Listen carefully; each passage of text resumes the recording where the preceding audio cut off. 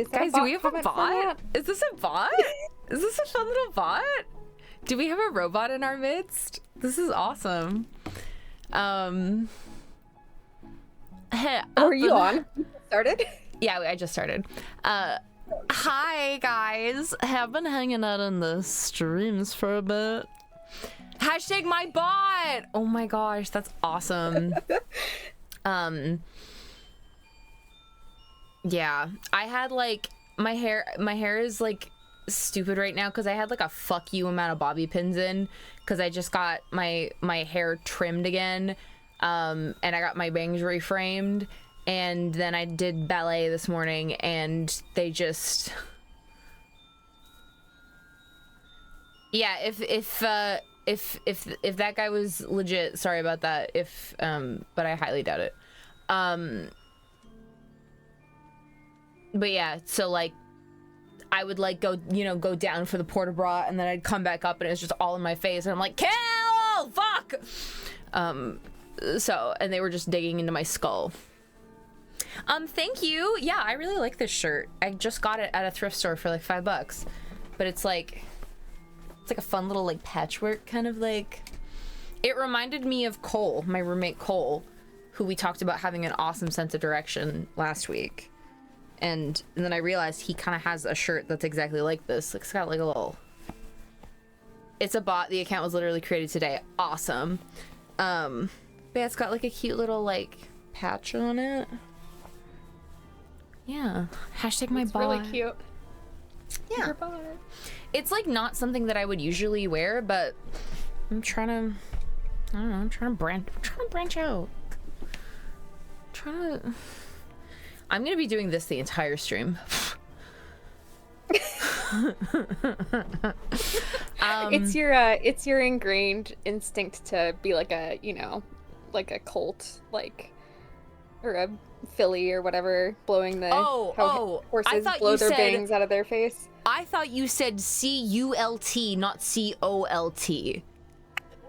The cult of bangs. Yeah. Yeah, the cult of bangs.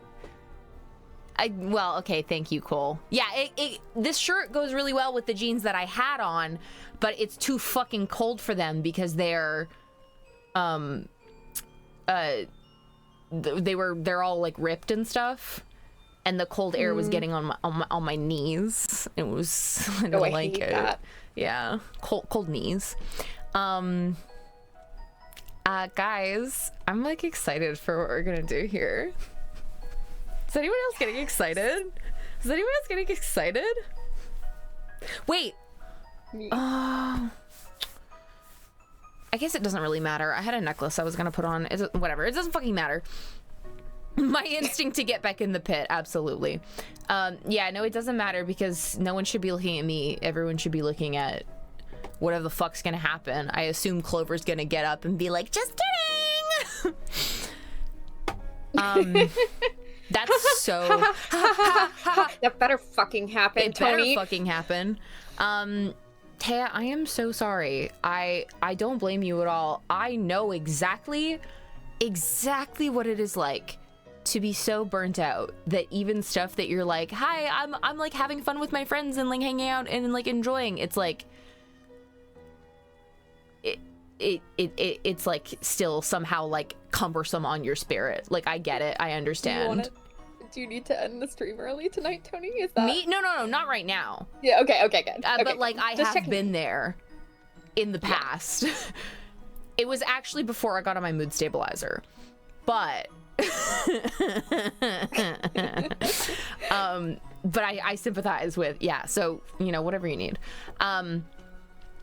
Anyways, because yeah, let's just do a brief recap. Let me turn off the Undertale music.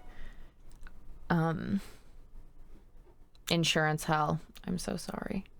No. Escaped a family function. Fuck yes. Not that, yeah. Listen, I love my family a lot, but I also, once again, I know what it's like to be at a family function, be like, I'm just thinking about my friend, Clover.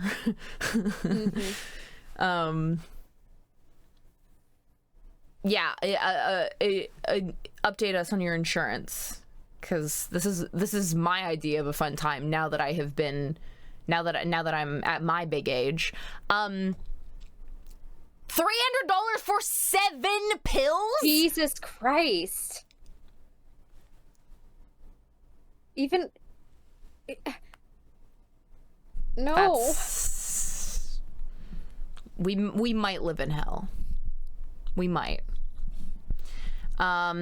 So yeah, last time we found out that Santa had, oh, sorry, hold on, to turn the Steam audio back on.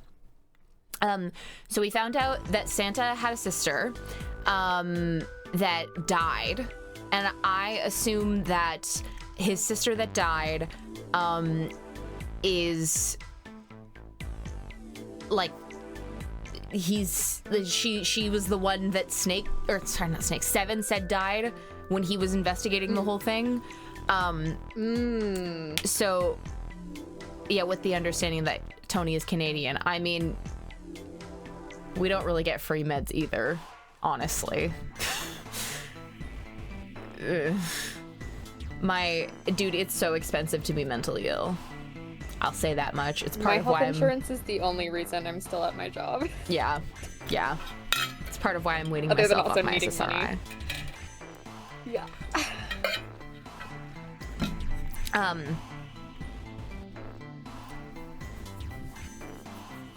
What was I saying? Right. Happy St. Patrick's Day.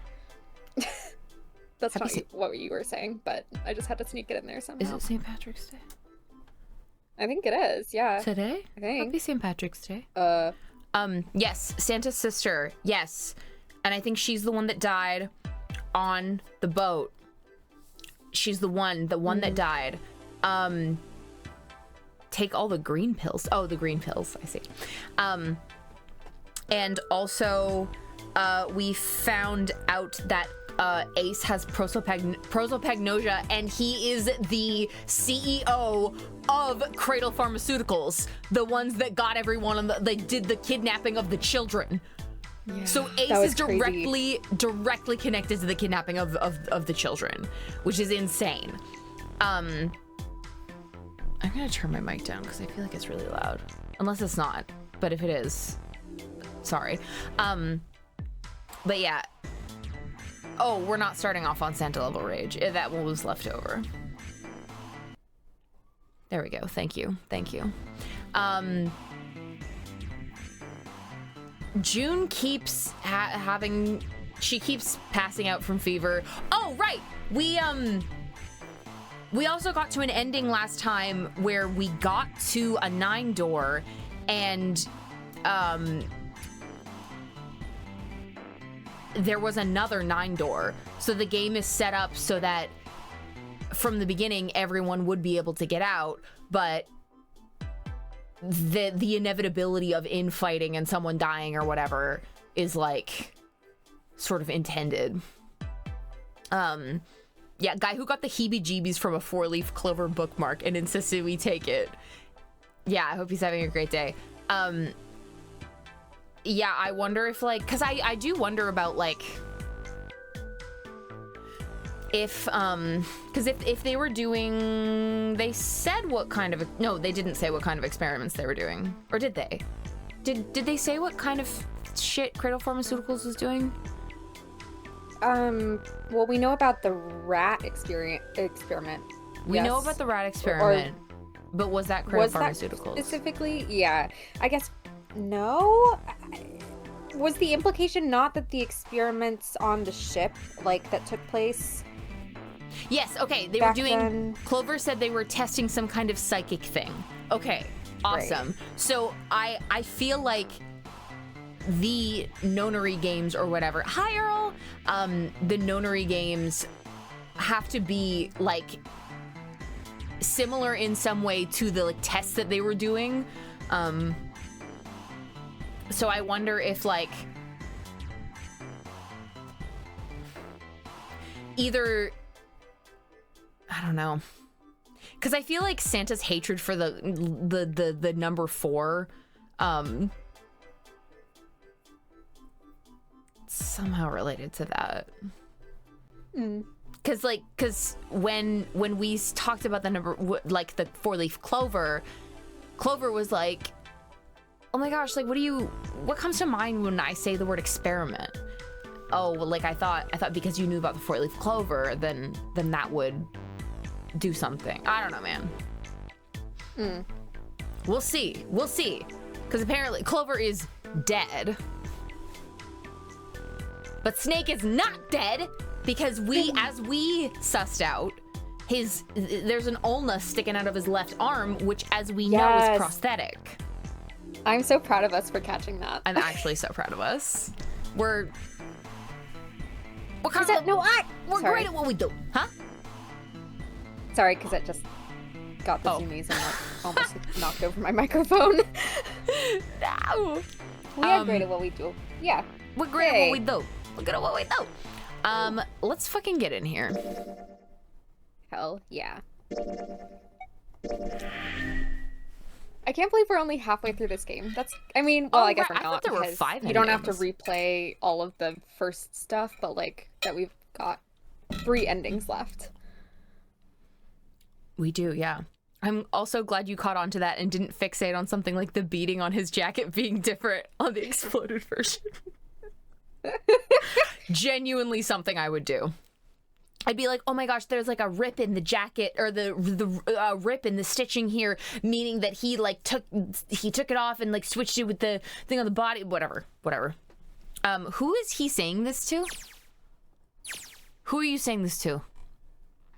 Oh, I see. Right. We were in the middle of this thing. Yes, we saw Clover. Oh my god, like she's fucking dead. Sorry, I'm getting back into the scene. Like, yeah, like, and then like June had like fallen to the floor, seeing Clover. There was a knife in her back. Oopsies. There's a knife in her back. Maybe he surgically switched his arms. I mean, I feel like if you've got 2 prosthetic limbs, you could just do that. Okay. Let's get out of here, June. Let's just start from there. Oh. Junpei lifted a limp June from the floor and carried her from the bathroom. Are you all right? It was a foolish question, and he knew it. Maybe that isn't how prosthetics work. Maybe I'm a fool. I just keep seeing in my mind the only thing fake or not real about me is this, and she puts like her prosthetic leg on the table. God, that would rule. I don't even know what that's from. I think it's like one of the Housewives shows or something. I don't know. Yes, I think so. Her voice was weak. The fever had gone down, but the emotional scars she'd received were not likely to recede as quickly. Junpei laid his hand on her shoulder, and they walked back to the bedroom. You should get some rest. Here, the bed. Can you sit? Yes. She nodded once and stared at the floor. Do we have time to get some rest, though? I don't think we have time. There were 4 others in the room. Ace, Lotus, Santa, and Seven. They all stared at nothing, their faces drawn and tired. After a while, they drifted into the bathroom to see Clover's corpse themselves. Once everyone was back in the bedroom, Junpei walked slowly to the center of it and looked around as the slumped figures gathered there. Who was the first to find the body? Okay, sorry. Me. Seven spoke from behind Junpei. He turned around. Seven's hand was up. Why'd you come to this room? To look for Clover. Why else? I found her body in the bathroom. Soon as I did, I ran outside. I got to the top of the stairs by the casino and yelled as loud as I could. Hey! Guys, I found her, but it's bad! She's in the bathroom in the first class cabin! Come quick! Or something like that. Then I went back to the bathroom. Ace, Santa and Lotus showed up real soon after that. But I guess you two hadn't heard me or something, because you didn't show. So I took off down the stairs to look for you. After that, I mean, you know the rest, right? Junpei nodded and closed his eyes. There was one more thing he needed to ask. 7. There's one more thing I'm worried about. What? You stuck one of those plates in between the door and the frame, right? Why'd you do that? Come on. Didn't I already tell you that? I did it so that the door wouldn't lock. So we could come back to this room. Oh, you think I did it? Well, I don't know. That kind of depends on what you say, doesn't it? For crying out. 7 sighed and shook his head. Follow me. There were 2 doors standing next to one another. He opened the one on the right. Is that where the safe is? Yes. A closet? Yeah. Hi, Hannah. 7 stepped inside. He stood in front of one of the shelves that filled it and gestured toward a small box. The box was a small metal cube. He looked at Junpei. This is the reason. This safe. We couldn't open it when we were getting through this room. I figured there might be something pretty important in it. I couldn't stop thinking about it. I figured eventually we might figure out what the numbers are for the safe. And if we did, I didn't want to screw around with door 5 again. Yeah, 7 voice acting is so locked in right now. Listen, I have to honor Umi's choice for Cockney. I have to honor it. I know. I must. I'm quaking in my fucking boots voicing June. I'm like, Umi, help me. Also, am I crazy right now? No, it feels like there's a million different, like, songs coming through here. Do you know what I mean? Like, it feels like... It does sound like almost there's 2 songs playing at the same time. It's really discordant and the rhythm is weird. Is that on purpose? Or has something gone wrong? I don't know. So I put the plate in the exit door so we could get back in that way. You get it now? Yeah. Junpei nodded and looked at the safe. He grabbed the handle and shook it. Figured it wouldn't open. It was as locked as it had been when 7 found it. Huh? There was one change, however. This is... Just underneath the safe was a pile of fine reddish-brown powder. rust. Junpei stared at it, considering. If there's rust here, that means... Has someone opened the safe? Snake? Snake, you card. Snake, did you open the safe? Junpei left the closet. 7 followed him back to the bedroom. Sneaky snake.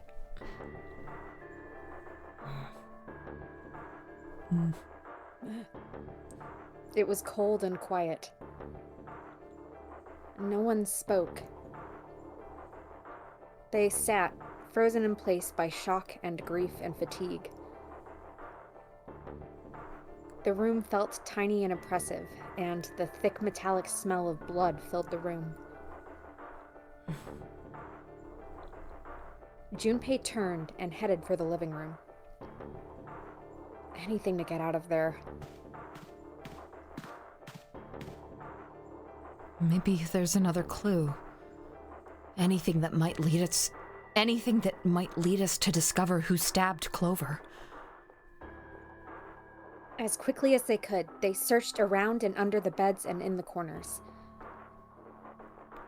His eyes caught on the door. The door that led to the passageway of door number 5. Behind this door... The ninth man's body is behind here. Maybe I should have another look at it, just in case. Quietly, he pushed open the door. The smell hit him like a blow to the face. The hell? This smell is... His lungs contracted, unwilling to inhale such fetid air. Acid boiled up from the base of his stomach, churning what little food was there into a violent froth. Gross. Ugh. Okay.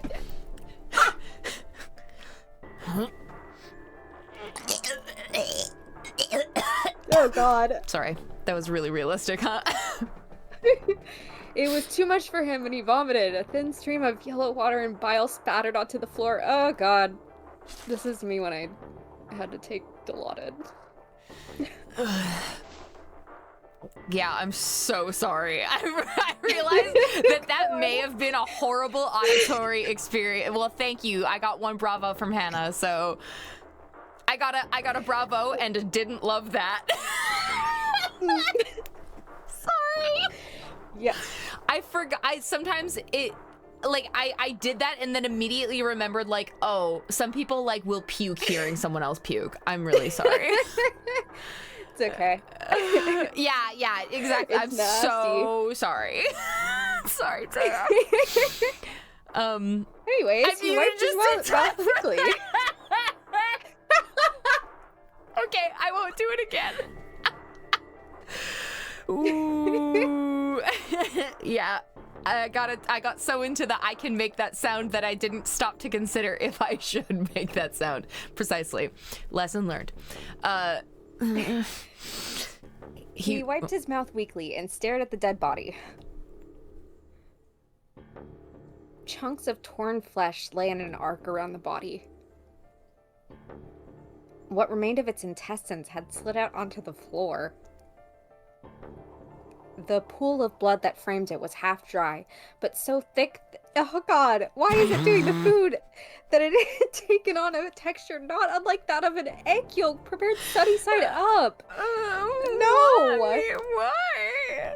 It's always food. Like the fucking I love like, sunny side up. The intestines spilled out like spaghetti with tomato sauce. Like what?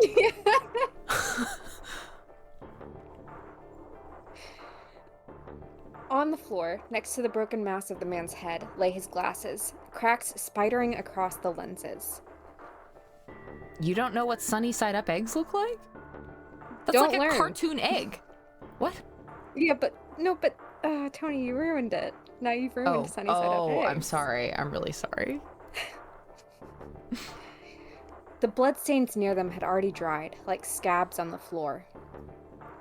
Wait. That was when he noticed. It's gone. His bracelet, it's gone! Yes. Fucking knew it. It was right next to the glasses. But now...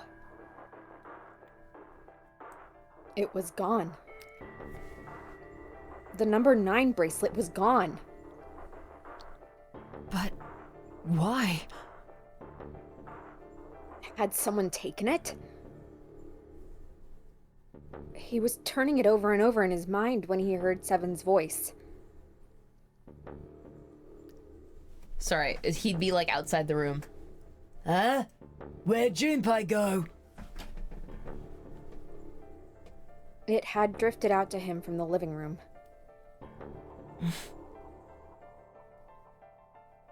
Junpei walked slowly out of the hallway. Narrator is like when you get really hungry and peek and your teammates start looking like food.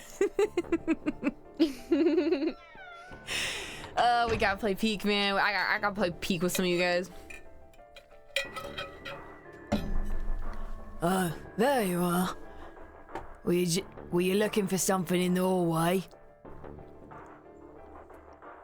Seven looked up as Junpei entered the room. Yeah. Did you find something? He thought for a moment before he responded. Oh yes, sorry, this is important. If you haven't signed into Among Us and gotten the Phoenix suit and hair, today's the last day.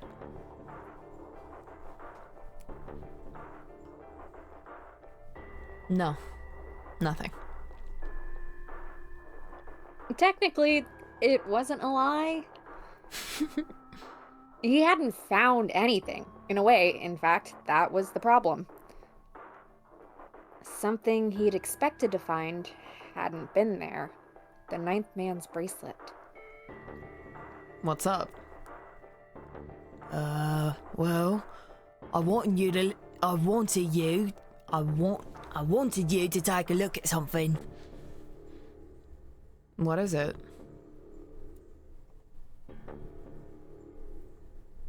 Seven led Junpei back to the bathroom. And there was nothing downloading Among Us, I guess. I know, I've never played Among Us. We did nothing with the toilet the first time we did door number 5. No. Clover. As Clover's corpse came into view, he felt his heart flip and then fall to the bottom of his stomach. Something between a sigh and a groan escaped his lips. Okay, well, they're doing this again.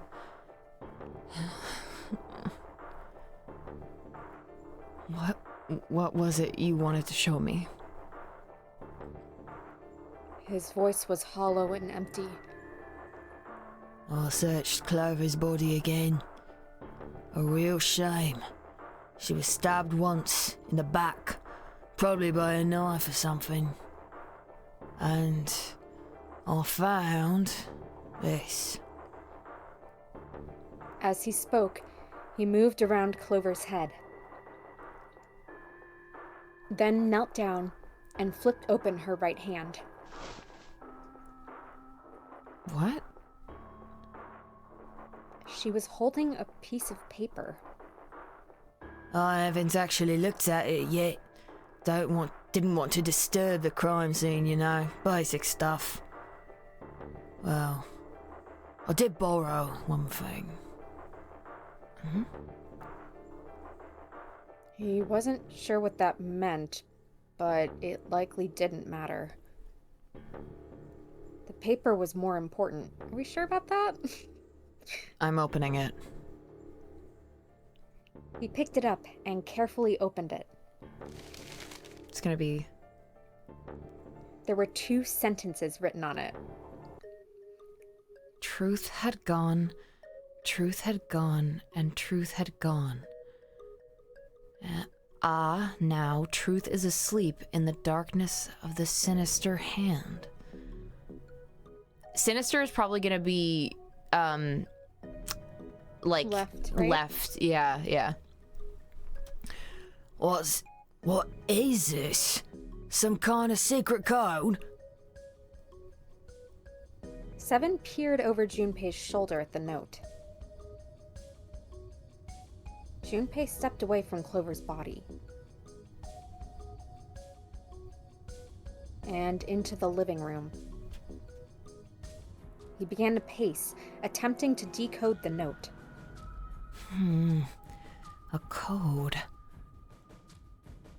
The first clue was likely the phrase sinister hand. Sinister hand means The left hand. Sinister was a term used in heraldry that meant to the left of the bearer of a coat of arms. The left hand. The left hand. What does the left hand mean? And why do you know that, Junpei?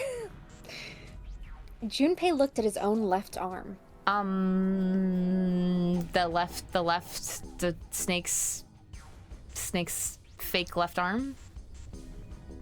Yeah, interesting. At the bracelet on his wrist. Does the darkness of the sinister hand have something to do with the bracelet? He examined the bracelet closely. And there's two things sticking out on either side of the face. The left and right sides of the face. Left and right.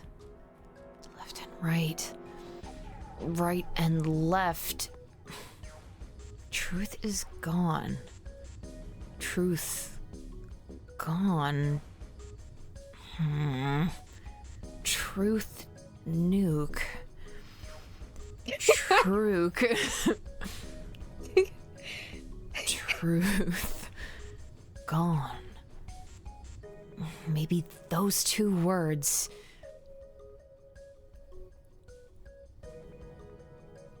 How about switching the sentence around? Gone truth. Gone. How about reading them backwards? Enleg his truth. If you want to make Junpei do the wrong ones for fun, for the game doesn't. Okay. How about switching the sentence around?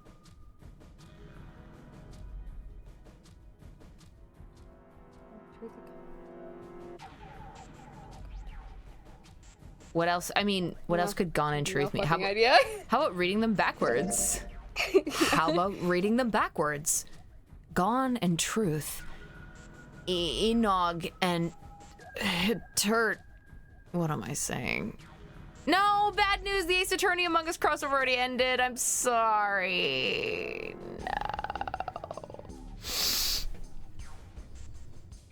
No. It was UTC, man. Those aren't even words.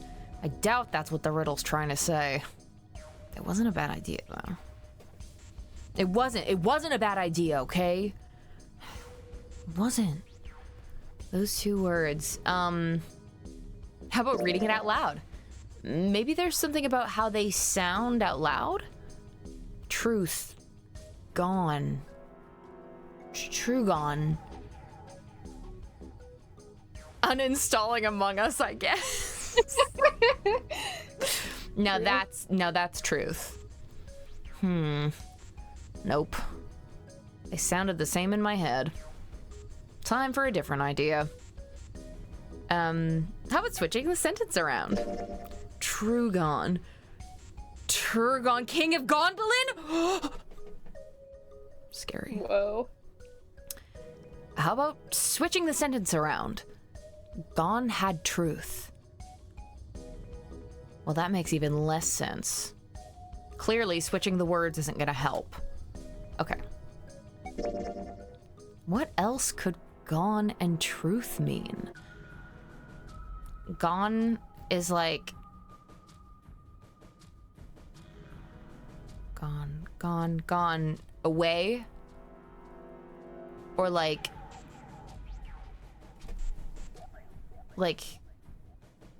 absent. Left. Absent? Oh, left. Wait. And right is true?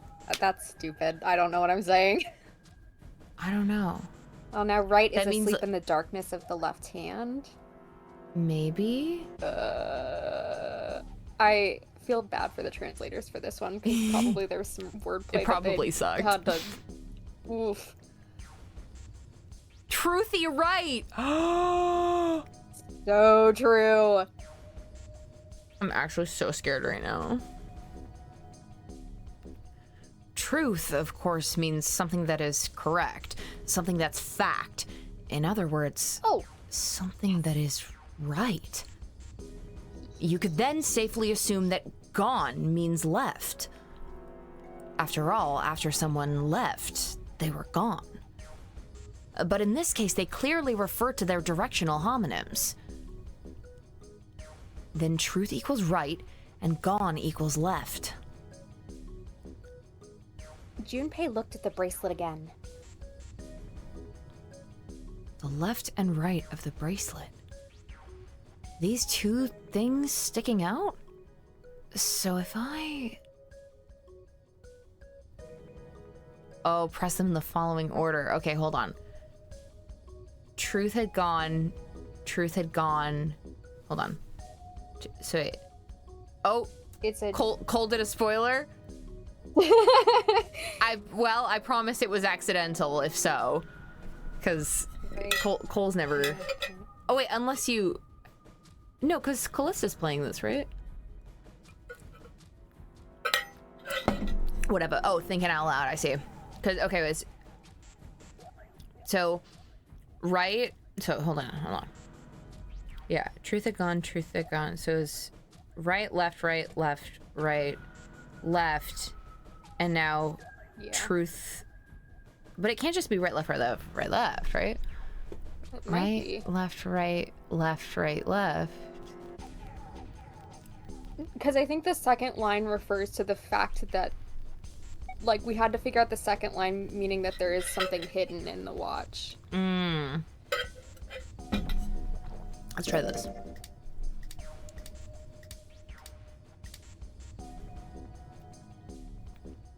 And then? What the fuck? One after another, 8 numbers flashed on, then off of the face of Junpei's bracelet. Wait, did it just... He checked one more time to be sure.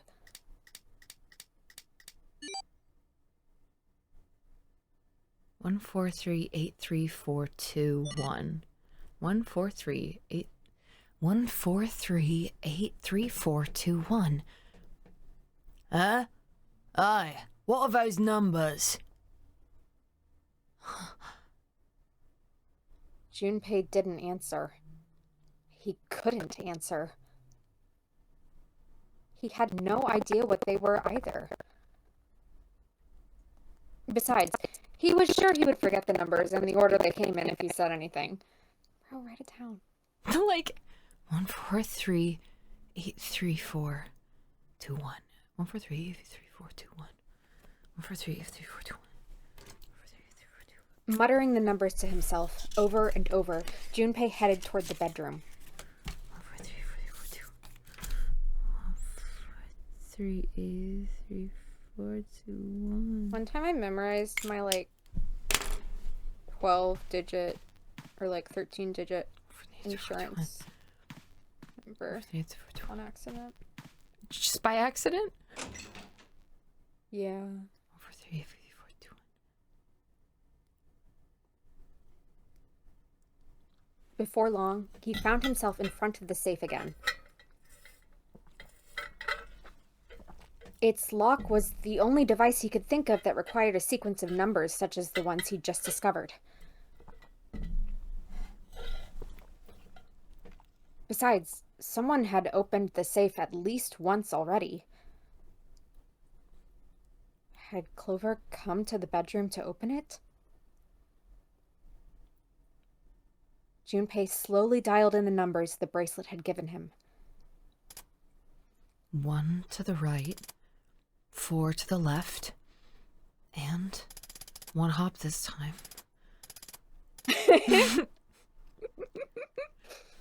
Finished. Chick down now, y'all. Bingo. I knew it was for this.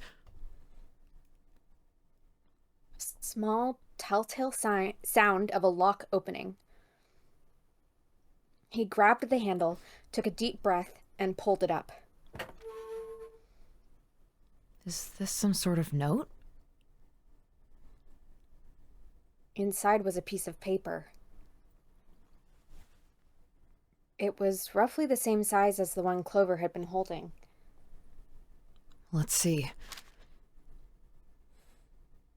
Junpei picked it up. This is what it said. Fact 1. The Nonary game was played once before, 9 years ago. Fact 2. The person with the number 2 bracelet attended the game 9 years ago. So Snake was on. Was he one of the kidnapped children? Fact 3. It was planned by the following 4 people. Cradle Pharmaceuticals CEO. So he was literally in on it! Dude! Gentaro Hongo. Cradle Pharmaceuticals Chief of Staff. Nagisa Nijisaki. Have we heard that name before? I feel like we might have heard Nijisaki, but I don't remember Nagisa. I feel like we heard Nijisaki. Cradle Pharmaceuticals R&D Supervisor. Teruaki Kubota. Majority shareholder in Cradle Pharmaceuticals is this fucking Kazuchika Musashido. Is that fucking Santa? I know, like, as soon as we hear, like, shareholders or stockholders, we're like, Santa? I must punish them for the innocent lives they sacrificed. This is the only warning they will receive. That innocent souls might be saved. I now state the truth. Oops. No, 0. it's fine. Whoops. I'm reading the note. Junpei left the closet. There were 5 people waiting for him in the bedroom. Ace, Lotus, Santa, 7, and June. He looked at each one of them in turn, then slowly placed his hands in the pockets of his vest. Congrats, Junpei. He slowly came out of the closet. Sorry, but do you think you could all come with me? Are you Ace or am I Ace? I can be Ace unless you, because Clover's dead. And, Clover is dead. I'll be Ace because you got narrator in June and yeah, whatever. Come with you. I want all of you to go to the big hospital room. Sorry, it's that meme where it's like, guys, I have something to tell you. I found a note explaining why Zero did this, and it's like they're all standing there holding a congrats on coming out cake and like a, yeah. It's okay to be gay. Yeah. Why? There's something I want to be sure of. What do you want to be sure of? I want to know if the person I suspect is really the culprit. Wait, and you're saying? Yeah. I think I've got it figured out. I know who killed Snake and Clover. I like how he's saying this, even though we know, like, he knows that it's not actually, like, Snake's not actually dead. The atmosphere in the room changed. Grief was suddenly gone, replaced by a tension like a strap of leather stretched to its limit. 5 sets of eyes stared at Junpei. He pretended not to notice. Anyway, if you could all please move to the big hospital room. I'll explain everything as soon as we get there. Then, almost as if on cue, the bell began to ring. They all heard it. It was the bell from the clock in the main staircase. I do wonder if, like, Snake...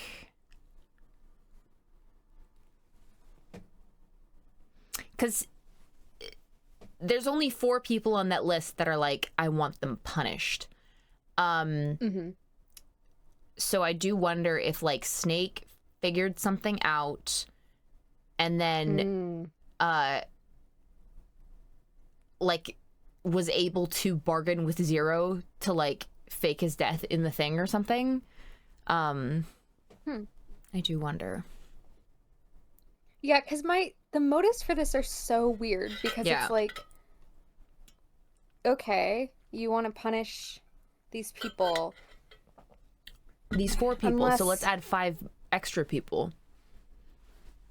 Right, and it's like, how much death faking can realistically be accomplished? Yeah. If there is, you know what I mean? Yeah. Like, if like 5 of those 4 aren't. In Also, what a convoluted way. Why not just make it the 4 game? In that other, in that other ending, everyone died. Yeah.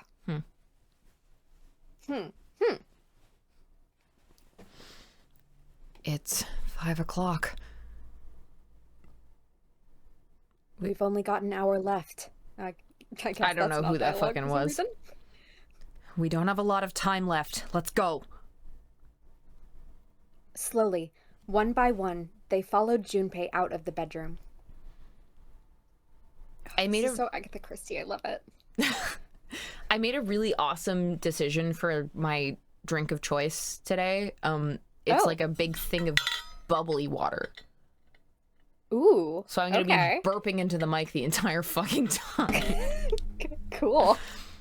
Not cool. Is I don't it know like why flavored? I did that. Is it like a LaCroix? I added like a little flavor. Like I have like a electrolyte squeeze juice thing because I don't want to drink sodies, but I do like a bubbly drink. So I got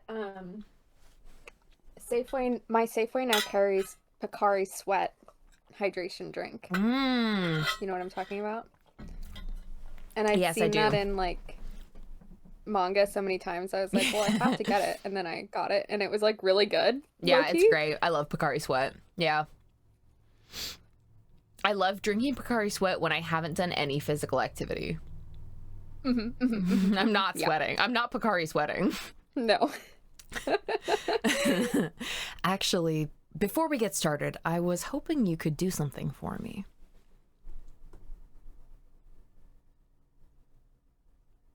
Junpei stopped in front of door 3 and turned around. Ace, 7, and Lotus. Could you please place your palms on the red?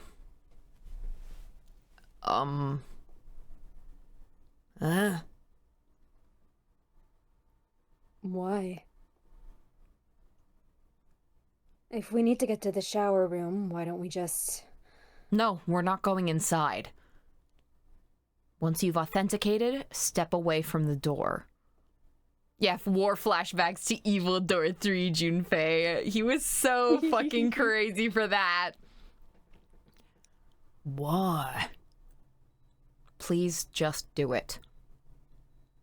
Or perhaps you don't want to know who killed Snake and Clover.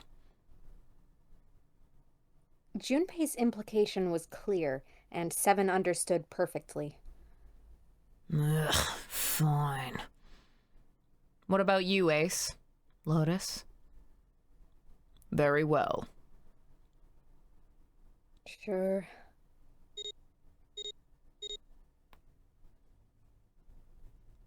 Quickly, they pressed their palms onto the red. Once they had finished, they stepped away from the door, as Junpei had instructed.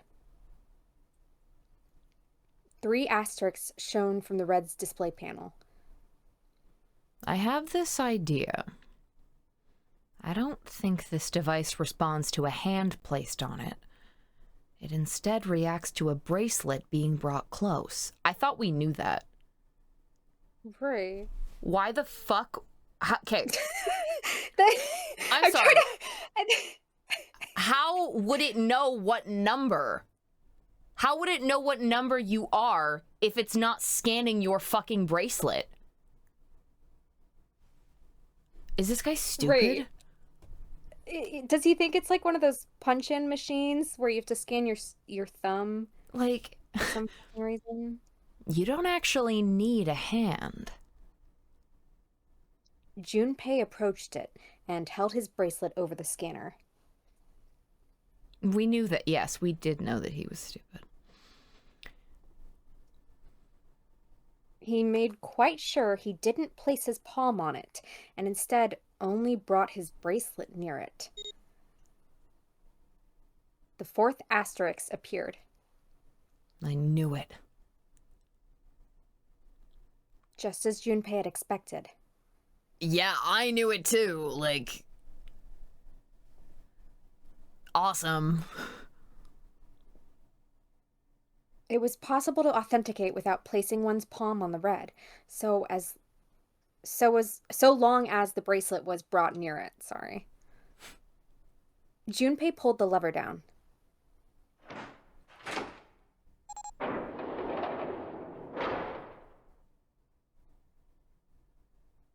Door 3 opened like a hungry mouth.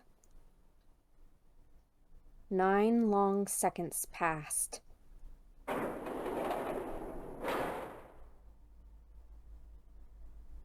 And the door shut, unfed. Junpei walked slowly back to the others, who were waiting some distance from the door, talking to one another. Are we not concerned that, like, is it because we've already done this one, so we don't need to, like, get to the dead? I guess? Like, why are we not freaking out that we're gonna explode? Santa and June had joined them as well.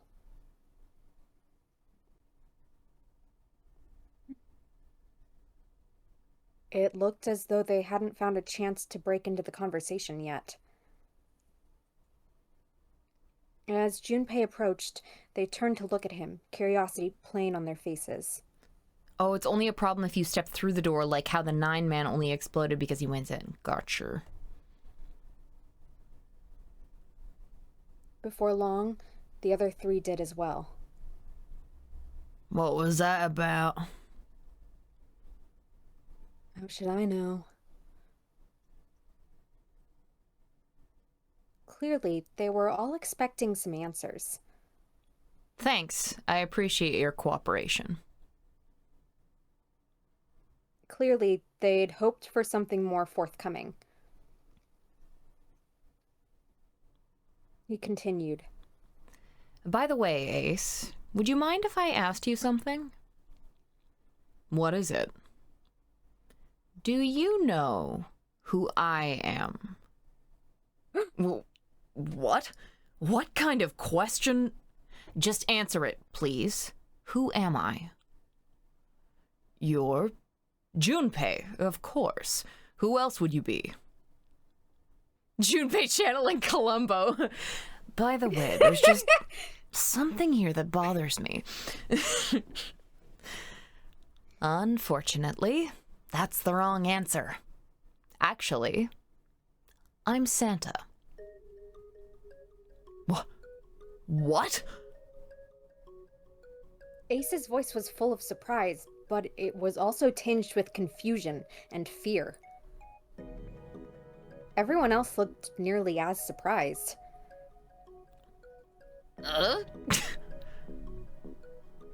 Santa looked especially shocked to discover he was actually someone else. If he spoke, however, the trap would be exposed. Junpei quickly continued. The clothes I'm wearing I borrowed from Junpei. And the clothes he's wearing are mine. We had a little swap. That's ridiculous. Impossible. So you're saying I'm not Santa? Of course you aren't. Why? What makes you so sure I'm not Santa? If you were Santa, then door 3 wouldn't have opened for us just now. What blah blah math? 1 + 9 would be 10. The digital root would be 1. But the 4 of us just opened door 3. You can't possibly be Santa. Your bracelet number isn't 3. It's 5, right?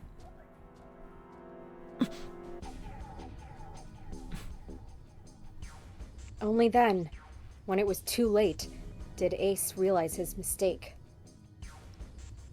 He set his jaw and glared at Junpei. You're exactly right. My bracelet number is 5. As he spoke, Junpei lifted his wrist up to show everyone the bright red 5 on... Red 5? On his wrist. Okay. Sorry, Ace. Tricked you.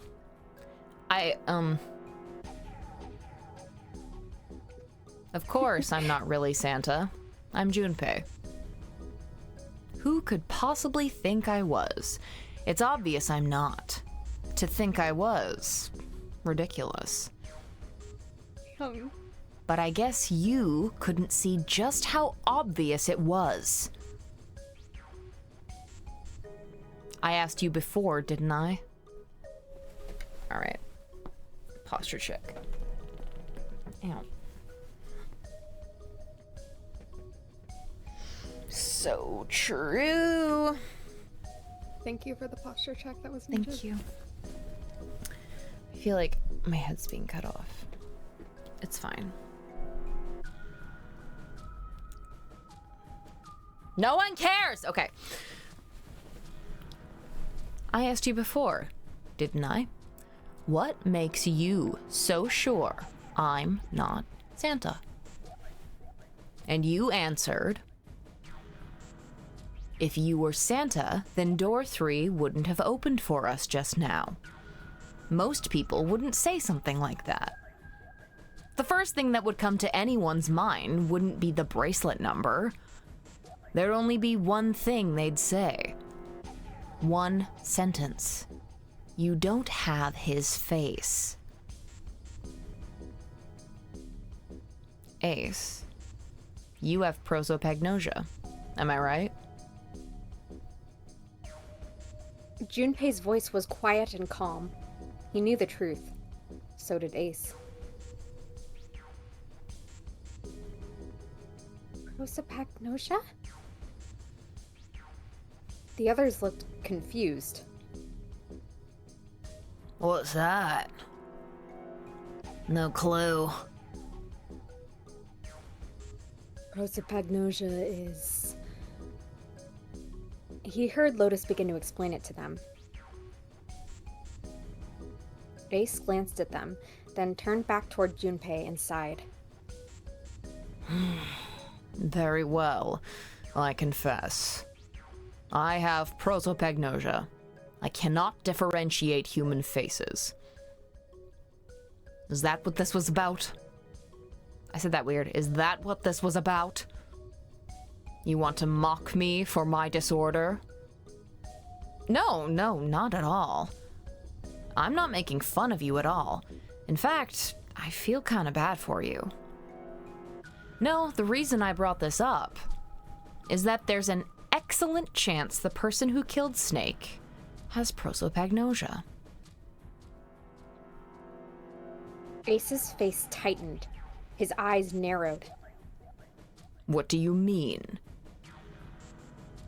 Junpei leaned casually against the iron piping of one of the beds. I'll just come right out with it. I think it was you, Ace. You killed him. Junpei was suddenly very aware of 5 pairs of eyes on him. Yeah, I'm sure it was super casual and cool the way he leaned on those pipes. I like to think he almost fell over. Yeah, he leaned on them and he went like, and then like, just like stood upright. He had their undivided attention now. The room had grown very, very quiet. Junpei took a deep breath. That's ridiculous. What possible evidence do you... I have 3 pieces of evidence. The first, think back to a few hours ago.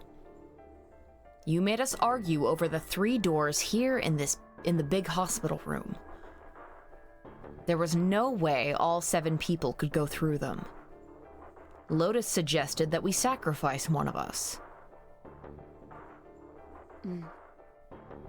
Lotus slipped away awkwardly. Junpei glanced at her and continued. Then you, Ace, said, I'll stay here. Why would you say something like that? It's pretty simple, really. You didn't want us to see the dead body in the shower room. You see, if Ace stayed behind, there were only 2 doors the rest of us could go through. Doors 7 and 8. There was no way we could get through door 3, the shower room. You knew that, didn't you, Ace? That's why you volunteered to stay behind. Come on now, I think that's going a bit far. I can understand if you're jealous of my bravery, but please don't devalue my actions. I only wanted to save the rest of you. Surely you can understand my altruism. Altruism. Huh. Junpei stared off into the darkness at something very interesting, and lazily began to dig a persistent bit of wax out of his ear. Altruism. Huh. He, like, checks his finger.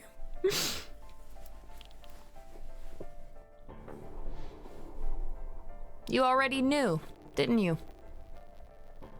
You knew that whichever doors we took, eventually we'd end up back in the big hospital room. What on earth are you saying? Of course I didn't know that. How could I have? Really? Yes! Yes! Bleeding was not something they'd heard from Ace before.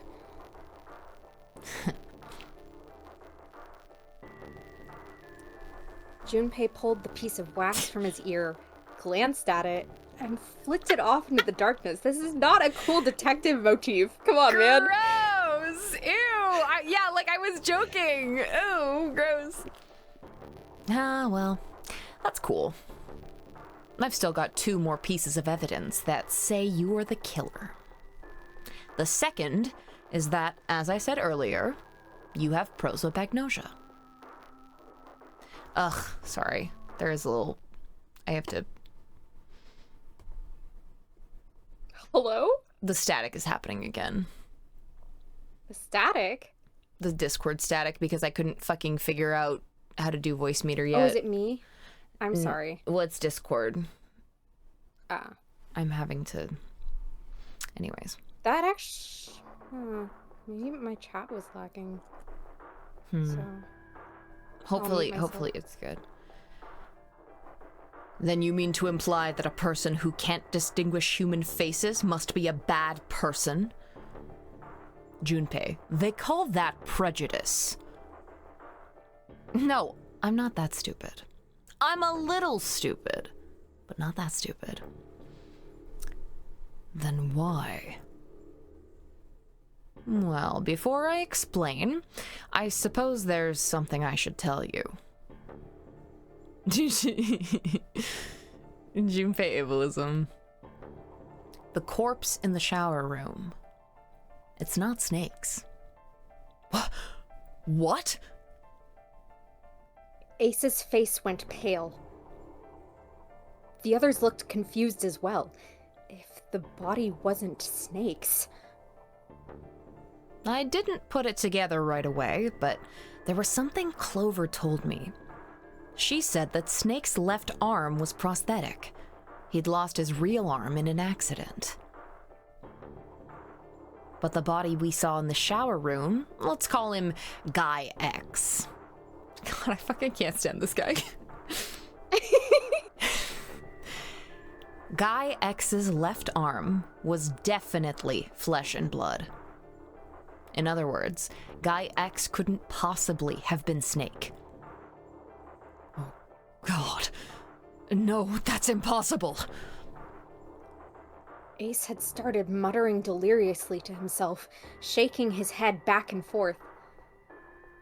Junpei was long past caring. Let's say, hypothetically, that the killer didn't have prosopagnosia. If that were the case, he would immediately realize that Guy X wasn't Snake. Even if the clothes were the same as Snake's, their faces would be completely different. It would have been obvious they were different people. And yet, they still killed him. Why? Why would they kill a stranger who'd only just shown up? Did he kill him because he survived the first Nonary game? I mean, but Lotus's daughters survived. Why is he here? On the other hand, if the killer did have prosopagnosia, it makes sense. They thought Guy X was Snake and killed him. Wait just a moment. Let's say you're right, and I mistook Guy X for Snake. Even if I did, I would have no motive to kill him. Why would I want to kill Snake? I can think of at least 2 motives. 1, Snake knew about your past. If he ever revealed what he knew, that would have been really bad for you. You really didn't want that to happen. So, to make sure Snake's mouth stayed shut, you killed him. 2, Snake had a grudge against you. You knew that, or at least you could have easily assumed he did. Even without exposing your identity, he was a threat to you. You never knew when you might be attacked. You couldn't ever let your guard down. Every moment was a moment he might try something. You didn't want that kind of danger hanging over you, so you... Hey, hold on a minute. For the first time since the beginning of Junpei's explanation, someone besides Ace spoke. What's the past that Ace wouldn't want us to know? Why did Snake have a grudge against him? Look at this. He handed Santa a small piece of paper. What's this piece of paper? Santa squinted at the paper and began to read. The Nonary game was played once before 9 years ago. The person with the number 2 bracelet attended the game 9 years ago. It was planned by the following 4 people. Cradle Pharmaceutical CEO, Kentaro Hongo. What is this? Slowly, Santa looked up from the paper. His eyes met Junpei's. It's the message from Zero. It was in the safe in the first-class cabin. Then, suddenly... Give me a break! Ace's face was red and shaking, and his voice was full of fury tinged with desperation. That paper is a lie! Someone is trying to frame me! Me? You said me, right? Junpei's eyes narrowed, and the trap began to close. There's just one more thing that bothers me. Ace inhaled sharply. His eyes flicked off of Junpei to something, anything else. Wouldn't that mean you're admitting you're Hongo? Is it Hongo? Hongo. Hongo, the CEO of Cradle Pharmaceuticals. Hongo.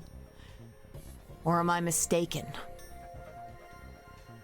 It was as though a switch had been flipped. Color drained from Ace's face, and as he realized what he'd done, his eyes went wide. Very well. I admit that much.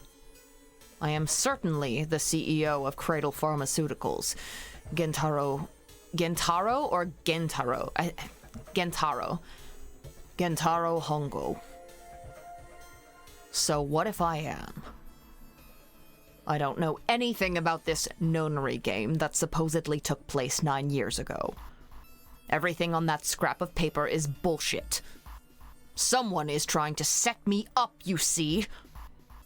First of all... Ace stammered as he tried desperately to work himself to a more tenable position. Junpei, you're claiming I did all this myself. Think that over, all right? How could I have killed Snake all by myself? Not Snake. It was Guy X. Sorry, just... That line read was so touchy! It kind of like... No, that was perfect. Yeah.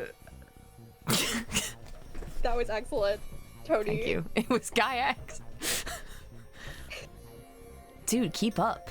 It was Guy X. I don't care who it was. Owned his ass. Junpei the type to correct a typo mid-argument just to rage bait. Yes, and it was a verbal typo. You said the killer put this other man into You said the killer put this other man into door 3, right?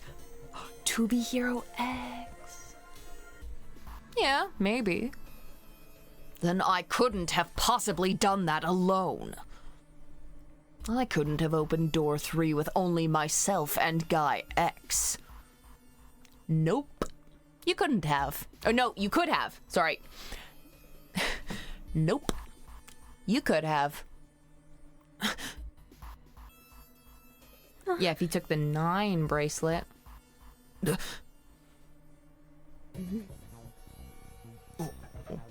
What?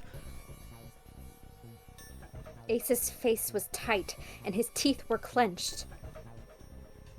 Junpei fixed him with a level stare. He's like...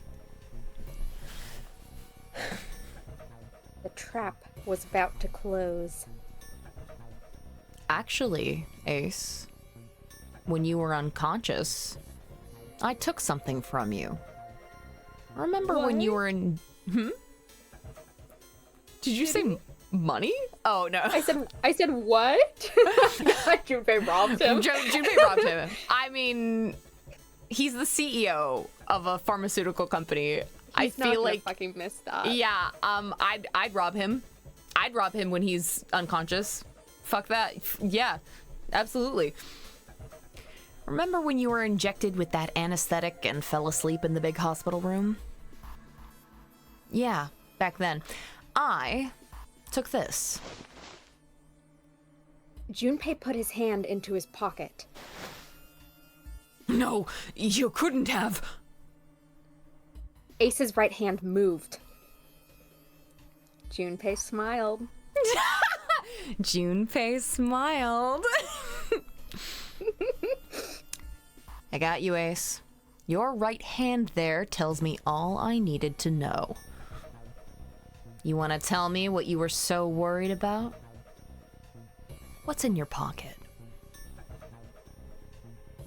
It's the number 9 bracelet, isn't it?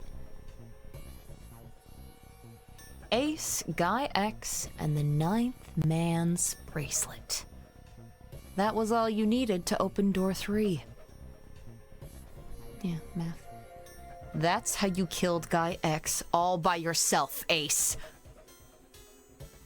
All you needed was the number 9 bracelet in your chest pocket. Ace lowered his hand from where it had stopped, halfway to his pocket. Yeah, and he's gonna pull the knife out. He looked down at the floor, his face hidden from Junpei. But didn't we see him... I guess... I'm trying to remember the knife ending. I don't... We didn't see... It wasn't...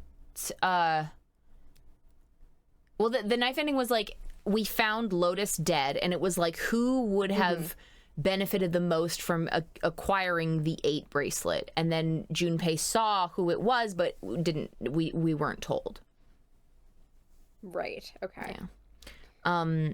Yeah. Oh, sorry. Sorry, I was just going to say 999 Ace Attorney crossover solely for the combined bullshitting power of Junpei and Phoenix. This is so true, and I think this kind of can never happen, just because it would be unbearable. It would suck so bad. But it would be so... It would suck in a good way, though. It would suck so in an awesome way. It really would. All he could see was the corner of Ace's mouth, twitching like a dying fish. Oh, fuck yeah. Abby's here. Abby came jingling in. Junpei, they call... Yes, we got to Junpei. They call that prejudice. Really good. If you want to play innocent, that's fine by me. Go ahead. Tell me I don't have the bracelet, if that's what you want to do. But if you could take off your coat and hand it to me, I'd really appreciate it. Otherwise, we'll have to take it from you by force. Right, Seven? Yeah, it'd be my pleasure. Seven cracked his knuckles with a sound like gunfire.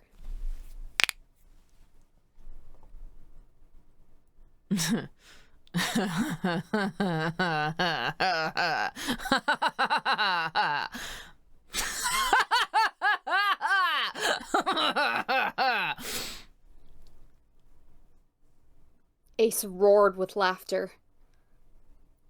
He threw his arms wide and his head back and laughed, filling the room with a sound that scarcely belonged there. Okay, so full on, like... Ace Attorney breakdown. Gant, like... Yes! Yes!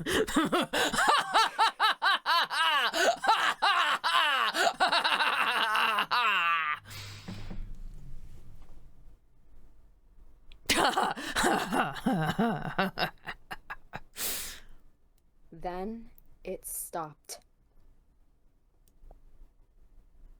His arms came down and his head dropped to look straight ahead at Junpei. And then he pulled out a knife. Ooh! Oh, actually, shit! that, like, scared me. That, Holy fuck. that, like, actually, like, activated my prey drive. Or, like, my prey brain. Why does he look like a teenage delinquent in a manga panel? No, Do you know actually, what I'm talking yes, about? no, I know. He's holding a baseball bat in the other hand. Yes! He's got nails hammered into it. Yeah. Ew, this is, like, awful. His face was flat and cold, devoid of any emotion. Well done, Junpei. As you so correctly deduced, I have the number 9 bracelet. I retrieved it while we were searching for the missing hardware for the red. I left the room I was supposed to search and headed to the first-class cabin on B deck. His voice showed no emotion, no sense of remorse or interest. It was almost bored, as though he were reciting an especially dull corporate letter. My purpose was to obtain the number 9 bracelet. 9 is a potent ally in the Nonary game. Adding 9 to any set of numbers won't alter the digital root. Yeah, I got it. Yeah, I super got it, yeah. As you can see, 9 is a very useful number here. With it, one can go anywhere, with anyone. It is, I suppose you could say, a game changer. So, I made for the first-class cabin to obtain it. In mere moments, I successfully acquired the number 9 bracelet. There was also an unexpected bonus. The knife the 9th man had used. I quickly pocketed both of them and left. Yeah, Nonary Games Game Changer episode. I wasn't gonna say anything. That would rule. It would be really good. I made my way back to where I was expected to be. That's when I ran into Snake. Well, this guy X, actually. I spotted him ahead of me. He was headed for the large hospital room and hadn't noticed me. The man wearing Snake's clothes arrived at door 3. When he stopped, I walked behind him and called out. Snake. See, this is giving, like, Snake was in the Nonary games before as one of the victims, and so Zero is like, hey, so I need to use you, sorry about all this, I need to use you as bait for this guy that kidnapped all of us before. And yeah, Ace, you don't have to go along with this. You can just say unknown person. You don't have to let Junpei win.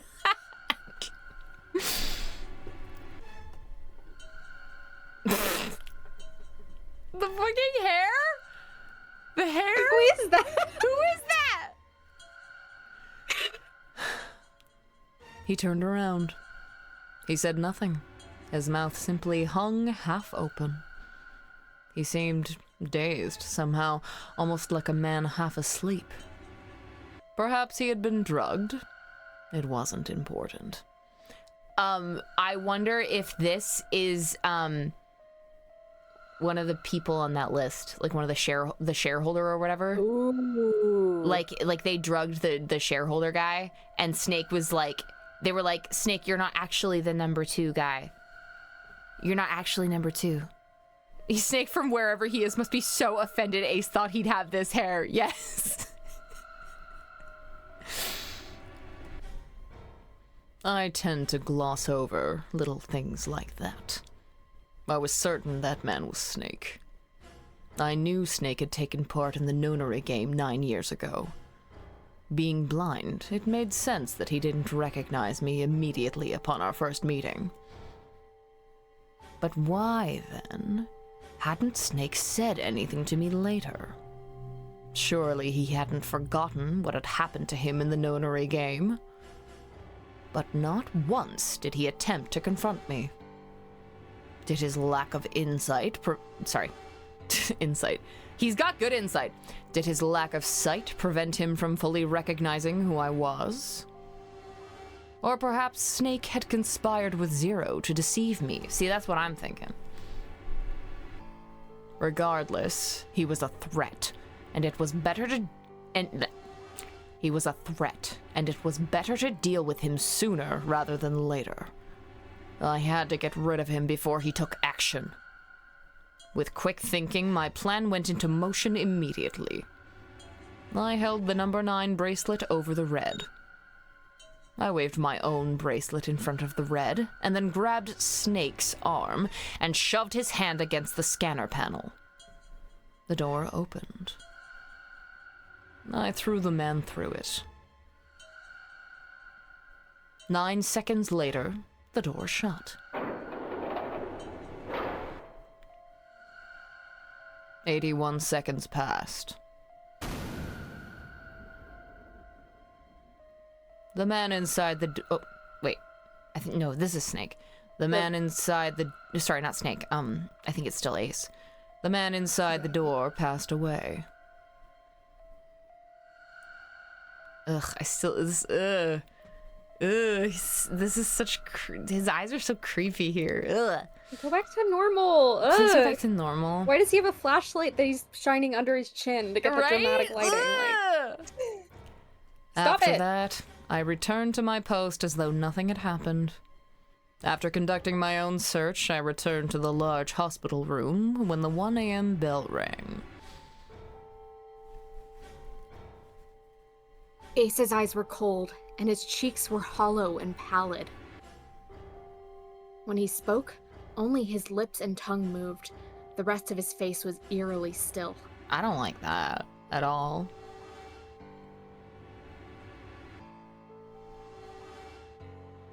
Also, sorry, I just saw Abby say snake voice. It doesn't even have the decency to be camp.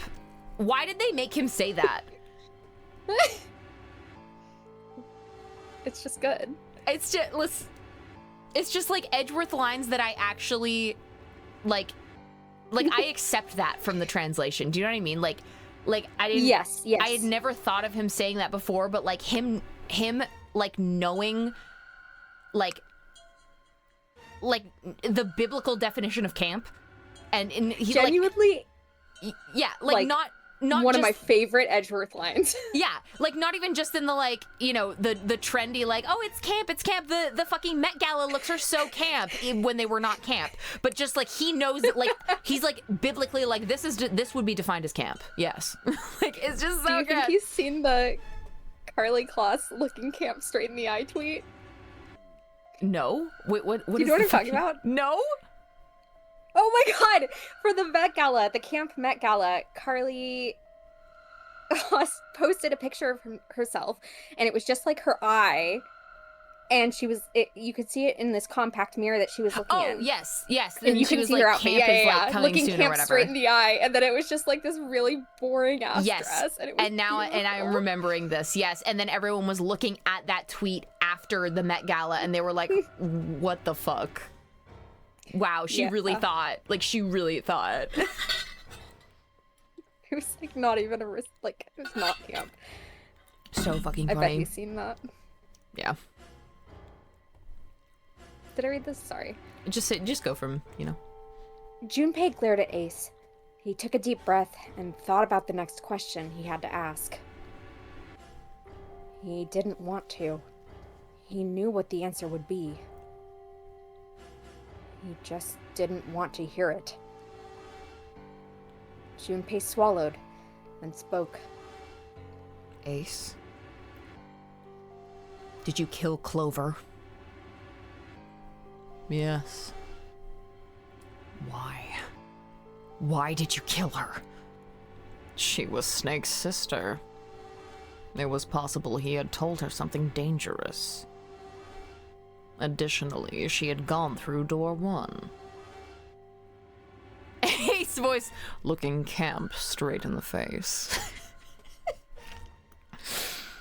It seemed likely she might have found it. Found what? Why don't you go through door 1 yourself? Perhaps it's hidden somewhere. Seven and Lotus interrupted. Yeah, but Lotus and I went through door 1 too. We didn't see anything suspicious. Yes, I thought as much after I heard your report. I thought as much after I heard your report at the central stairs. I doubt the two of you could find it.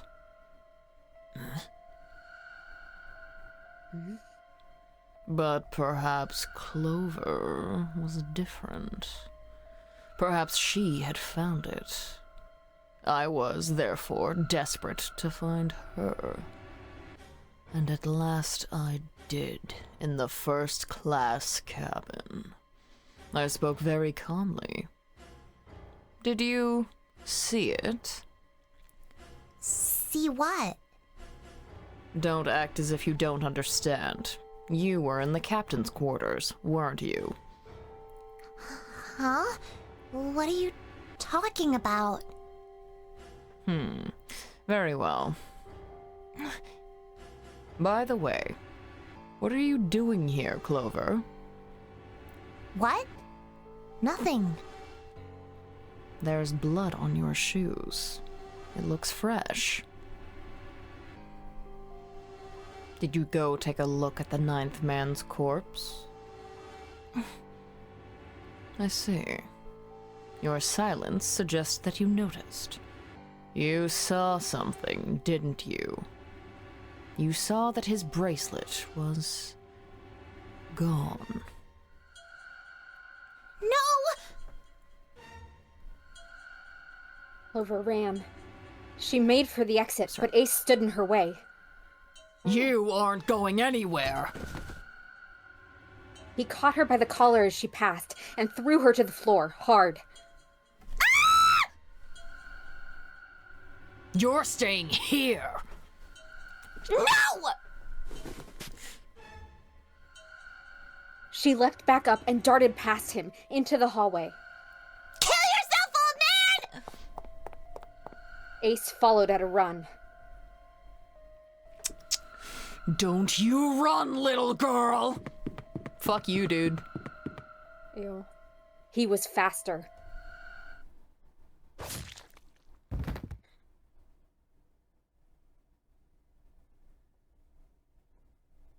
Tomato, tomato, tomato. That was how I killed Clover. His face hadn't changed.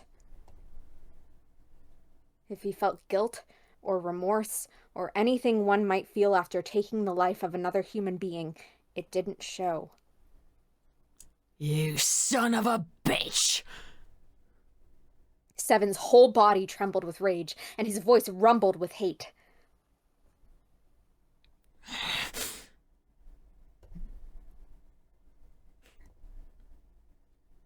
Santa's eyes were bloodthirsty, and Lotus and June's faces were distorted by anger and hatred. So we're all gonna beat this man to death with hammers. Hopefully. Ace looked at them and smiled. It was a cold, cruel thing with no humor in it. He shook his head and sighed. You can just put kill yourself in a Twitch message. I thought it was gonna get auto-modded. Dude, I have to consistently allow fuck this gay... Oh, fuck ass Earth, yeah, got all the time. Or fuck this gay Earth. It was fuck this gay Earth because you can't say like fuck this gay or something. What if I really want to fuck the gay? Like... And this is what we're always asking.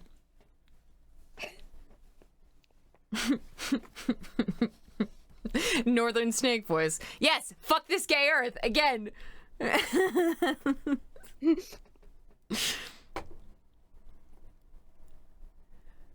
I admit it. I've lost. I have lost completely and utterly. But don't misunderstand, Junpei. I didn't lose to you.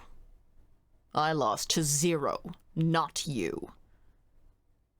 And Junpei's like, fuck do I care? Let's get him!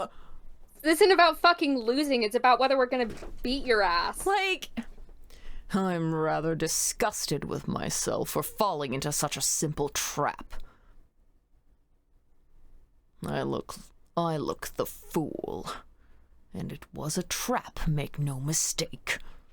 I was trapped and manipulated by Zero. The man I killed in the shower room. If he wasn't Snake, then I have no idea who he was. But he was wearing Snake's clothes, and that was no coincidence. He had also been injected with something that reduced his cognition and prevented him from identifying himself or resisting me. Ace voice, I'm not owned. I'm not owned. And we can't forget the components that were removed from the red before we arrived. I have no doubt that Zero planned all of this. Zero made sure I would kill that man. It follows, of course, that Zero knew everything I would do. That I would try to take the number 9 bracelet. That I would try to kill Snake. Everything. Suddenly, Junpei remembered the paper he'd found in the safe. He remembered the last words Zero had written on it.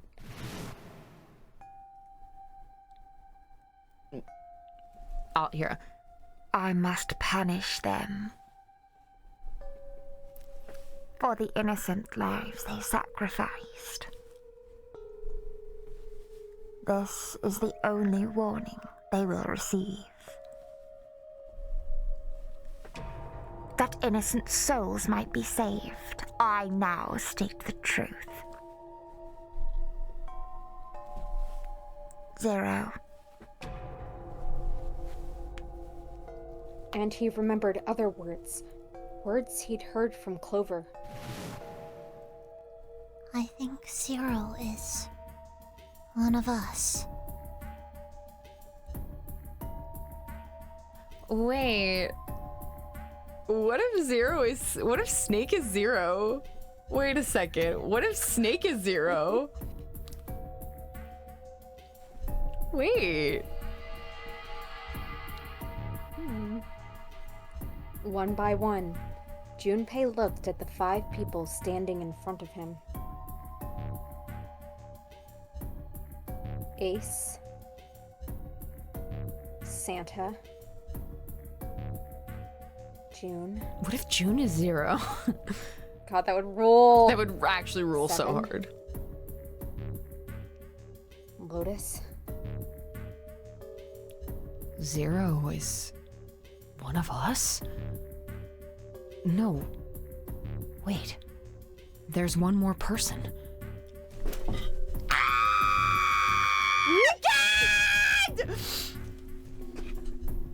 Snake. The man who died in the shower room isn't Snake.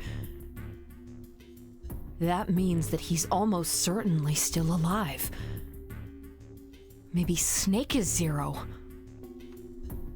Maybe he made Guy X wear his clothes so that we'd all think he was dead. Where's Snake now? Sorry, your scream scared me to another death. What if he's off somewhere? Here's the thing about Snake being Zero. I don't think that he would overlook the right, like the left hand thing or the left arm thing. Like if he was actually, to do the body thing, but, I feel like he would already have. I mean, but the thing is that I feel like the point, like I don't think everyone knows about his, like only Clover knew about his prosthetic, and the point would be to bait Ace into killing this other guy. Like I don't think it matters. Yes. Really, you know. However, I don't know. Maybe I've been misled about Snake and Clover, but I feel like she wouldn't be on this ship. I know that's the other thing. That is what's kind of fucking me up here. Is like why would she be here? I mean, it would rule, but What if he's off somewhere, laughing at us? If he is Zero, he must have been lying to us about everything else. Is he watching us? Junpei, we call that prejudice.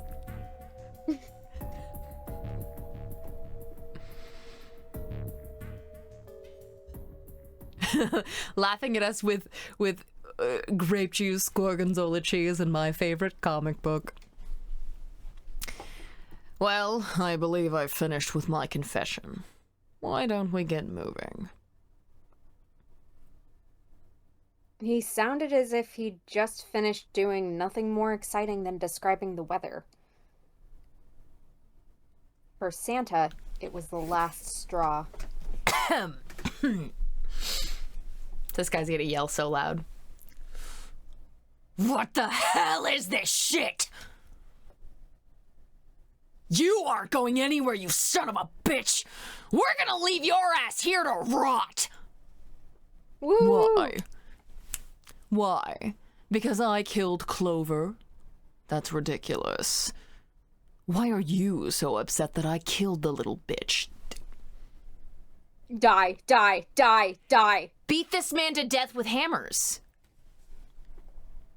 She was nothing to you. A stranger you only met a few hours ago. Am I wrong? You bastard! Seven roared and lifted a fist that would likely have shattered Ace's jaw. But someone else was faster. Lotus. It was Lotus. She stepped toward Ace, raised a fist of her own. Yeah, uncalled for. We call that prejudice. Fuck yes. And drove it straight into his nose. He's like, blindsiding me with a punch, huh? You've got some fire, don't you? I confess, I rather like a tough woman. Can we Kill him? He sniffed and wiped a small trickle of blood from his nose with a raised eyebrow. Well, maybe you'd like another one then?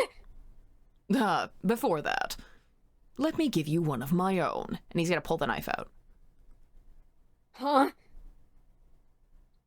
Lotus scarcely had time to blink. Ace snaked his arms around her and pulled Lotus's back up against him. In the same motion, he reached into his coat pocket. Whoa! Holy shit! He took it was the a gun! gun! We should have taken the fucking gun! I knew we should have taken the fucking gun! Why is her boob even more out in I this know, shot? right? Come on, man! Ugh. I knew we should have taken that goddamn gun. I kept clicking it, and Junpei was like, no, someone might get hurt.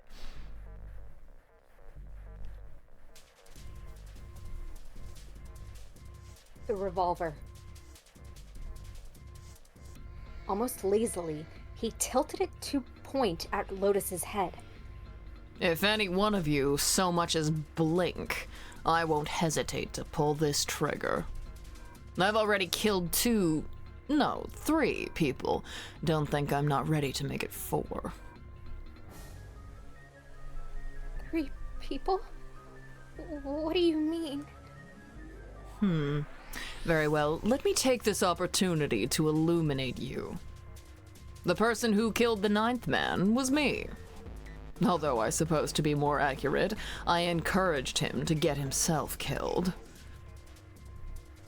While we were examining the main staircase, he came to me and told me his name. I recognized it at once. So I gave him a little push. Just a little white lie. He was probably like the shareholder or the whatever, like one of the names on the thing. It seems the settings for the dead were altered. Now it only requires a single person to deactivate the detonator in the bracelet. Investigate what's beyond door 5. We'll meet again later. And with that... I can't even remember what he had sounded like. Okay, have a good one, guys. I'm going off ahead now. Well then. Shit! Why isn't it stopping? God damn it! You lied!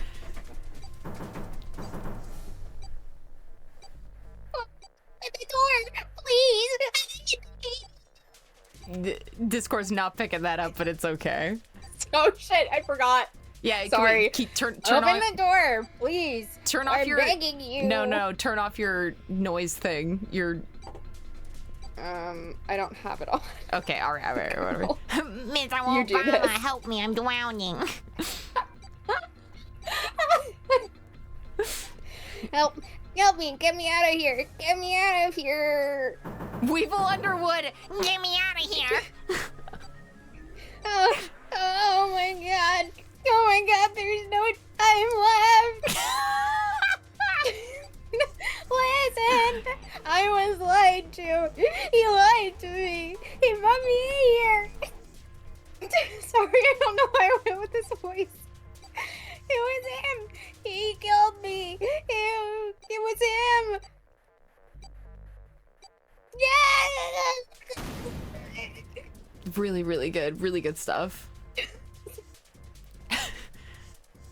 I had 4 reasons for killing him. 1. As I said before, in the Nonary game, the number 9 bracelet is of utmost importance. If I had allowed him to keep such a useful tool, he, or it, would have become a threat to me. As such, I decided that... Winner. Yeah. He exploded! The exploded Eustace! Oh. Biblically accurate 9th man. As such, I decided that he should be eliminated early on. 2, I wanted the number 9 bracelet. If I could manage to obtain it, I would be able to manipulate the game as I saw fit. I would be unable to acquire the bracelet unless its owner was dead. That's the 2nd reason. Even setting aside his number, He would have been nothing but trouble for me. He was aware of my past. He knew what had happened here 9 years ago. It was important that I eliminate him before he was able to disseminate this information. Lastly, I wish to conduct a simple test. A test to see if this Nonary game was serious, or a poor attempt at a joke. I needed to be quite sure. As such, I encouraged him to act as the rules... As such, I encouraged him to act against the rules, so that I might observe the outcome. Junpei glared at him. This is really like some pharmacy company CEO villainy. Like, this feels like something that they would do. Joke is the thing. Like, does he think it's a fucking reality show? And I it's don't like, fucking know. he just got pranked. Like, what? Got him! I don't get your third motive. What the hell happened 9 years ago? Didn't I say? The Nonary game was played. I planned it out, and I conducted its execution. Why? What on earth was it supposed to do? I don't really think I have any obligation to tell you that. Ace smirked. He's so scary. He was trying to provoke them, and it was working. Although Ace had paid very little attention to Lotus after catching her, the gun had never wavered from her temple. She looked quite pale, and when she spoke, her voice shook. Hey, what's with this gun?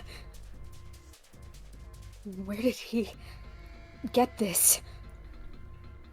Why don't you tell her, Santa? Santa ground his teeth and glared at Ace.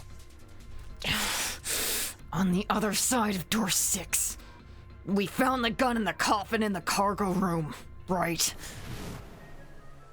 The bastard must have grabbed it when we weren't looking.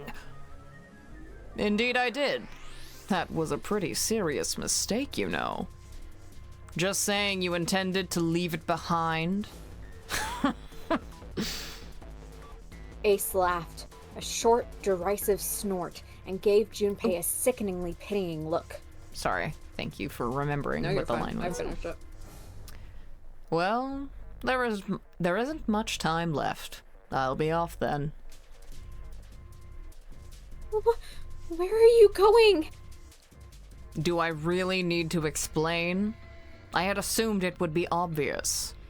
I have the number 9 bracelet, and now I have Lotus. Math. Wasn't there a door with a 9 on it in the room that looked like a church? That's where you're going, isn't it? And how do you know that? Santa told me about it while we were looking for Clover. I see. Well, you are correct. That is my destination.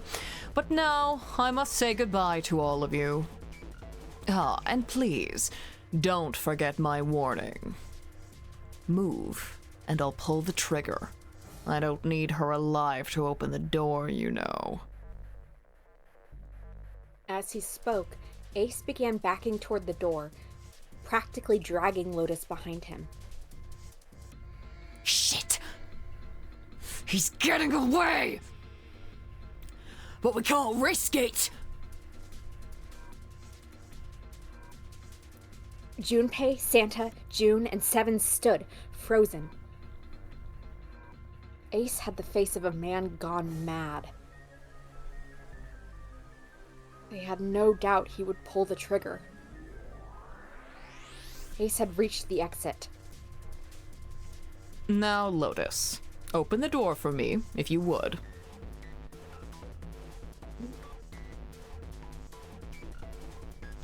He forced Lotus to open it, then turned and addressed them once more. Goodbye. Then he stepped through the door.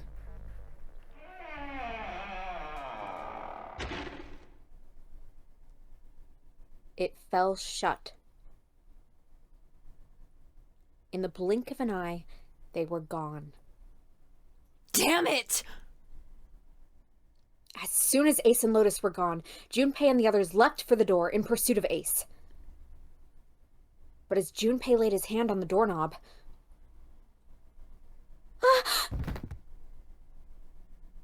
there was a noise behind him.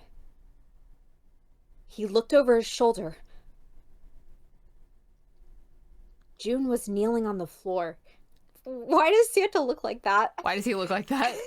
Why does she look like that? Why do they both look like that? Diva down. Like, why now? Breathing heavily. Yeah. Worst possible fucking time. It is Victorian dramatic woman disease, so... Fair. Hey, June, what happened? Are you all right? Santa ran to June and wrapped his arm around her. Sorry, don't put out his yowie hands. Oh my god. Santa semi-confirmed. And wrapped his arm around her before she could collapse all the way. Jesus, you're burning up. Your fever's back. Are you okay? June's fever had returned, again for no apparent reason. Her eyes were watery and her eyelids drooped. Her breath came in dry, shallow gasps. I'm okay. Really, I'm fine. You should be worrying about Lotus. Correct. She was breathing hard now, and she could barely summon the strength to talk. But... Junpei was torn. He couldn't leave June alone in the state she was in. But every moment they waited, Ace was further away, Lotus's life in his hands. What was Junpei supposed to do? June's eyes drifted to Junpei's. She managed to muster a weak smile. Jumpy, don't worry about me. I just need a little rest. I'll be fine. Don't you remember? I just needed to rest a little bit last time. So please save Lotus. Checking my posture. Thank you. Oof. That's bad. Yeah. I had some crazy pops there in my back. Think about what Ace has already done, Junpei. When he's got what he needs from Lotus, you really think he's just gonna let her walk away? Damn it. You guys go on ahead. Soon as June starts feeling better, we'll follow you. Go!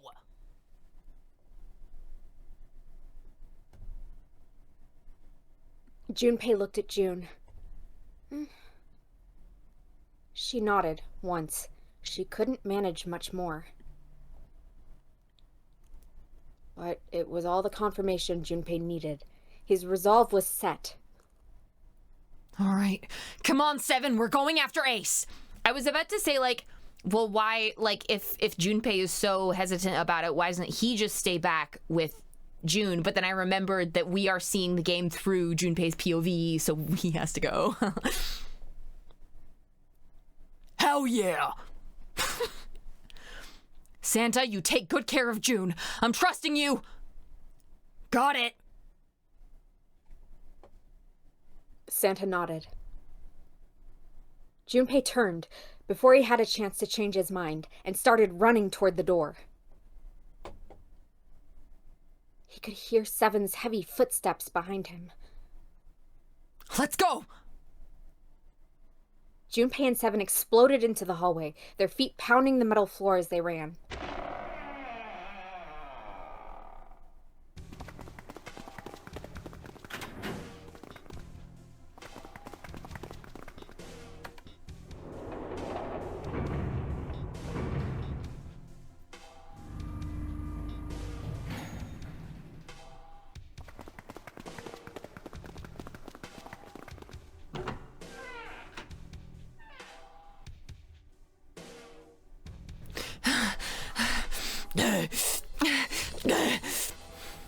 Junpei and Seven had finally arrived at the church, exhausted and out of breath. As their lungs struggled to catch their breath, their eyes frantically scanned the room. Where are they? I don't see them. You think they already went through? He reached up to wipe a palmful of sweat from his brow. Maybe. Even as he spoke, Junpei was already on his way to the larger of the number 9 doors. Let's check the red. The display panel read vacant. He spun around and headed toward the smaller door. This red would tell him if Ace and Lotus had moved to another room. Engaged. It's occupied. Well, that means that Ace and Lotus went through here. Yeah, it seems like it. Okay, and we still have that rattling coffin to deal with. Right. Junpei and Seven stepped away from the door. They retreated to the center of the room and began to talk. What we do now? Yeah, what should we do? Well, the big door is still vacant, but the 2 of us can't do anything with it. Yeah, not even counting how our digital route isn't 9. Just then, as they were pondering what to do next. Hashtag my rattling coffin! Wait, hashtag my rattling coffin. Wait. So Junpei is 5, 7 is 7, so what's 5 plus 5 plus Digital root 3. digital root 3, so we need like a 6. Oh, June. There was a noise. A noise like someone hitting a thick wooden panel. What's that sound? Hashtag my coffin! You can be on top. Please do your Lestat impression, please. Louis. It's okay. Louis. Fuck, what was the, there was like a post that was like, it was like, how old are you, baby? Like a little Stott talking to Louis, and it was like, how old are you, baby? And Louis like, I'm 30, and it's like, fuck, you're gonna get me in trouble. But I read that out to Brad and Cole, and that's why sometimes I'll say like, fuck. Like, fuck, you're going to get me in trouble. I need to carry you around on. I need to carry you around on like a like speakerphone or whatever, so you can just be my voice when I go as Lestat for Halloween. Yeah, exactly, yeah. You can just like have it like somewhere near your throat or whatever. And I'll just sit there and say, fuck. Okay, sorry. Baby.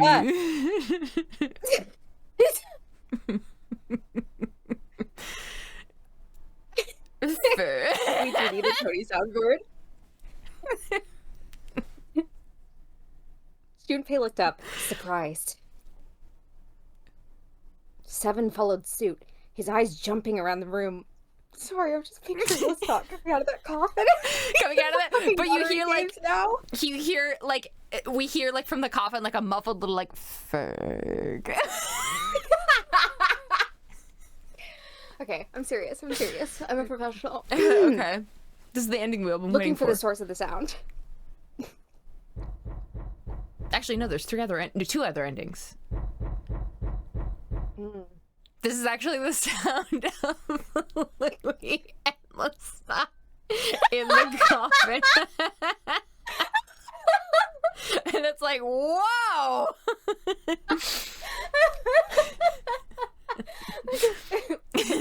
Stop. Where the fuck are we?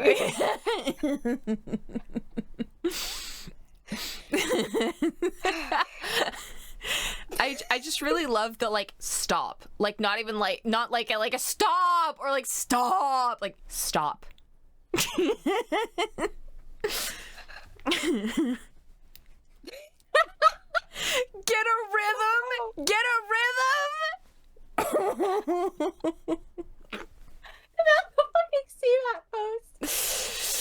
Oh my god! I'm muting. I'm sorry. And then, but to get a rhythm, he plays a song, and then when they're done, Lestada's like, Siri, pause.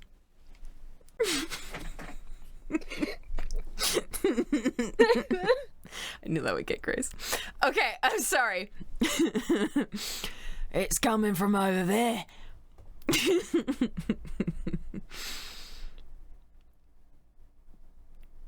It wasn't long before they found the altar. Sorry, I just love being able to hear it in your voice. I'm trying so hard. Okay. The altar. It's gonna be Alice. Alice is here. That I am kind of... Well, because I was kind of getting Lotus as Alice vibes, is the thing. Like, oh, I know that doesn't make any sense whatsoever, but like why else is she wearing that? If she's not an ancient Egyptian mummy, right? Like, well, it's like, it's very like Orientalist, like what is the word? Like the sexualization, the fetishization of like, you know, all that. It's very that. I don't think it really derives from one specific culture, which is interesting because it like matches the aesthetic, even though this isn't taking place in that time period at all. But I don't know, man.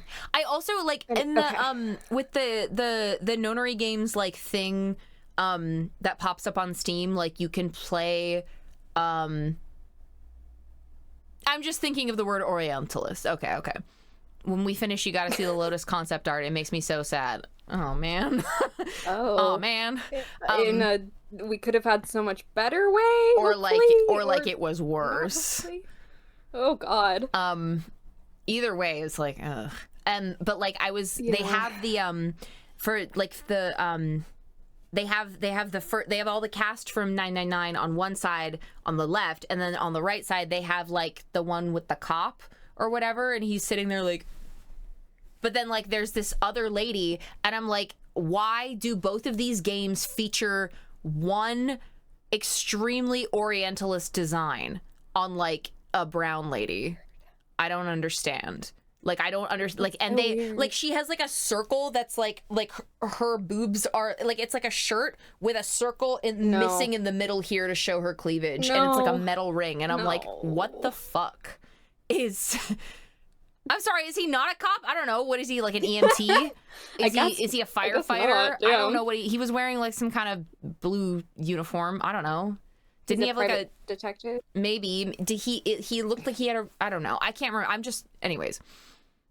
It's crazy, but he's not any of that. Okay, wait, I guess that's like I guess this might be spoilers. Okay.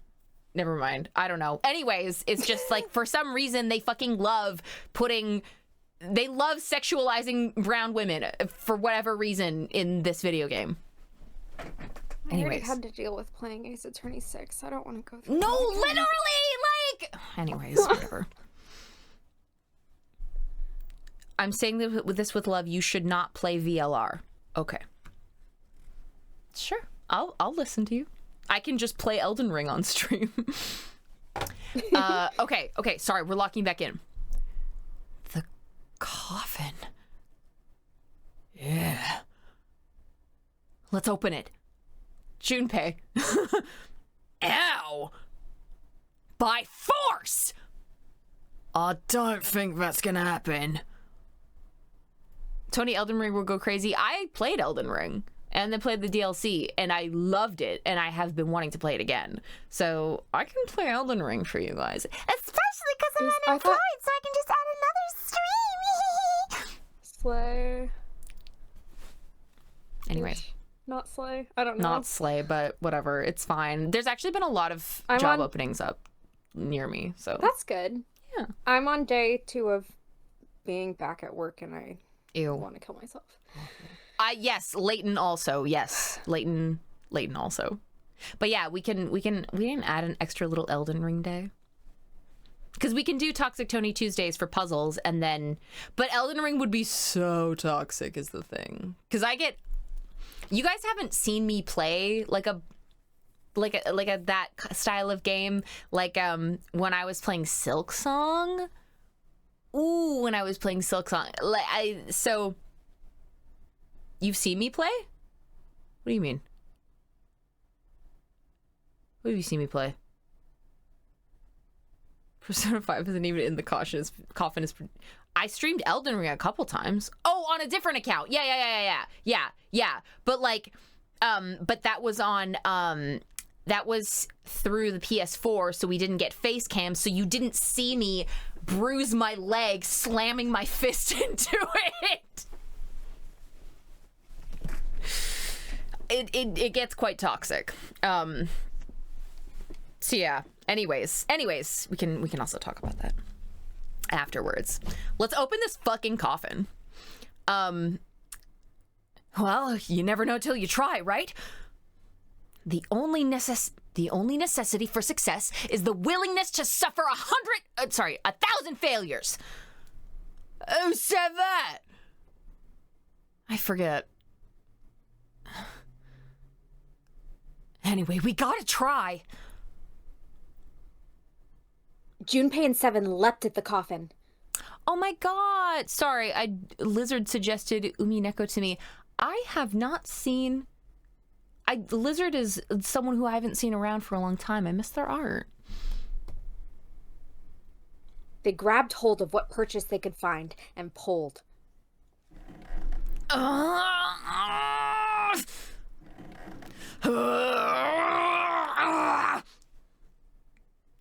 it! See? Didn't I tell you? If you could just pull it open, why would it have something like that? Seven pointed at a keypad on the side of the coffin. Right. So, unless I put in the right passcode, it's not gonna open. Ooh, they're busy. Are they doing anything fun, or is it busy in an awful way?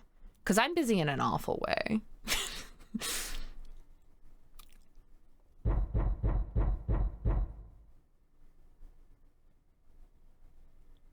The noise hadn't stopped. Is this gonna... In fact, as it continued, it had only gotten louder and more forceful. What were they supposed to do, Junpei wondered. Was there some sort of clue somewhere?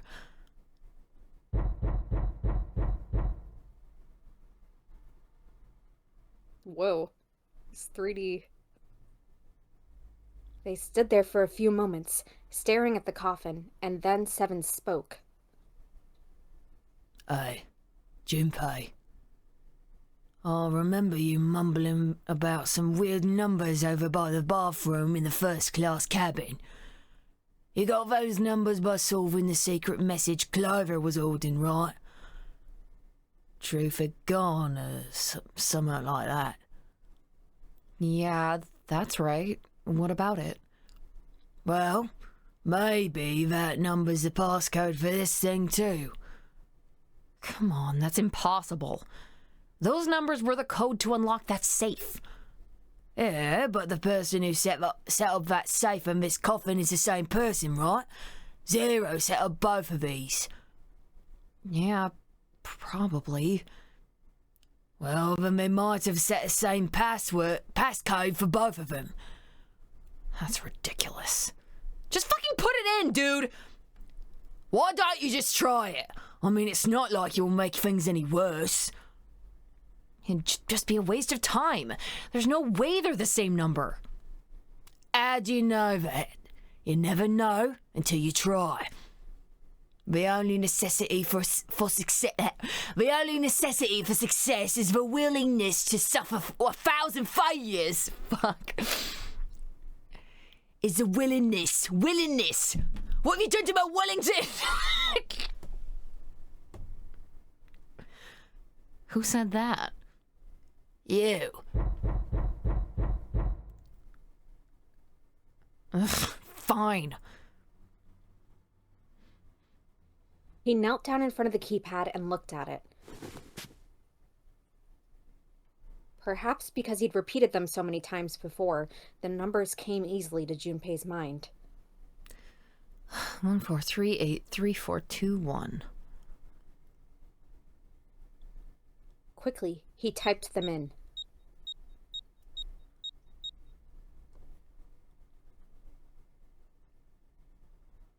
He checked that he'd entered the right numbers, took a deep breath, and pressed the E button.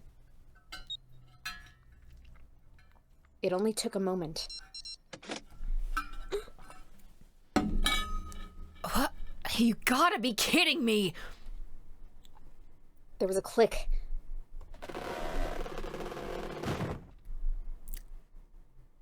And with a heavy clunk, the lid of the coffin slid off onto the floor.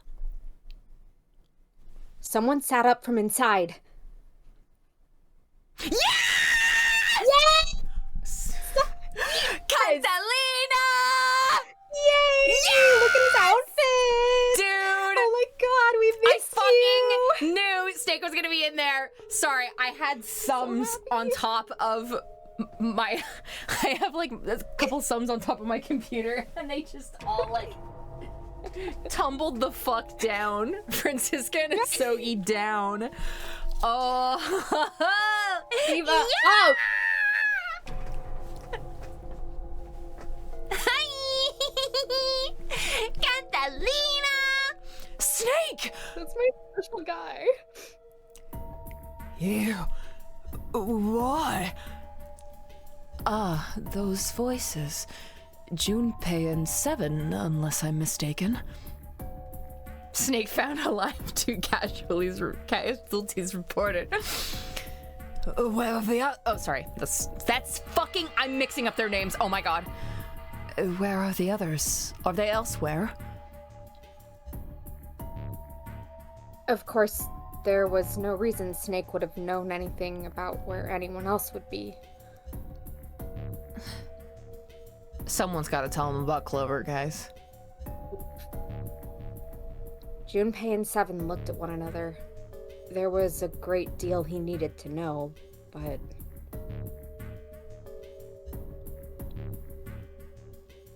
They had to tell him something, however, so they began to talk. Snake explained to them how he came to be locked in the coffin. Apparently he'd been hit with some sort of knockout gas, and Junpei and Seven explained what had happened to the rest of them. Okay, so he didn't know. But they did take his clothes off. They changed his whole... Oh my god, hi! His hair is the same, right? Or did they draw it more disheveled? Am I crazy? It looks rumpled up. It looks rumpled. Yeah, it does look rumpled up to me. And also, I like that his like little robe has like a slutty V-neck. Yeah, it's awesome. It's awesome. My fucking princess. Oh, it is different. He has bedhead. Oh. Hi, princess. I see. I believe I got the gist of everything. Have I been sufficiently caught up? No, there was one thing they kept from him. There was one thing, however, that neither Seven nor Junpei could bring themselves to say. See, and this is how I know this is not the true ending, because there's no way the true ending would not have the siblings together, because I refuse to accept that. I'm really interested on the Mercury symbol on his robe. Oh yeah, his sorry, I was about to call it the uterus tattoo.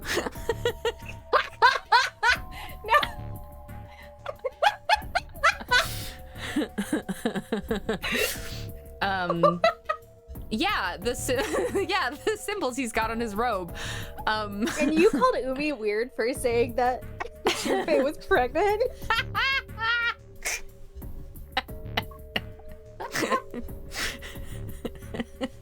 While he was unconscious, they gave him a reverse hysterectomy. That's awesome. Hey guys, this is gonna be like a pull from out of nowhere. If everyone should just read S-Class, the webcomic S-Class, because if you enjoy this style of humor, I think you'll probably think that's a pretty awesome piece of media. Anyways, Fascinating. Okay. the S-Classes that I raised, it's about a guy who's a mother. So Cole smiles smugly. Anyways. I like how we're using humor to divert from the fact that we have to fucking tell him this. That we have to fucking tell him that his sister is dead? Yeah. But it's okay, because now he has a uterus, so he could just have another one.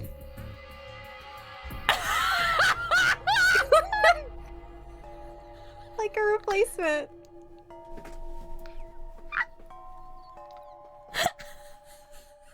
It's like the pioneer times when people had a bunch of babies because they knew, like, they were gonna die. Because they didn't have any vaccines. Sorry. What is going on? Sorry. That's what I was thinking. Yeah, I like, don't know what's not replacement clicking. sister.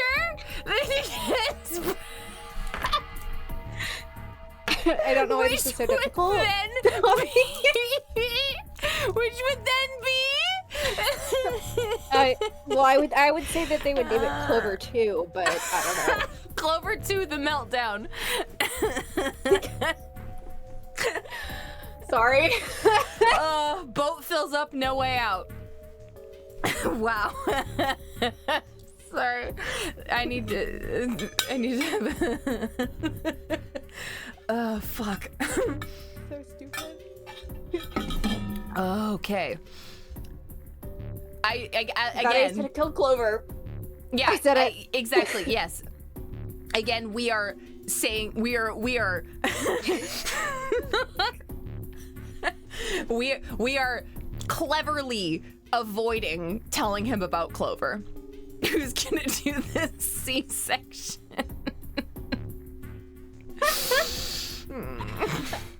Oh. They feared that if Snake knew, he might well go insane. Listen, and I've said before that before, as in like since last week, I have said that if Clover is actually dead, then therefore Snake must kill people with an axe. It has to be done. Yeah. It must be. I mean, what else can you? Or he's gonna fucking start like casting spells. he is dressed like a mage, yeah.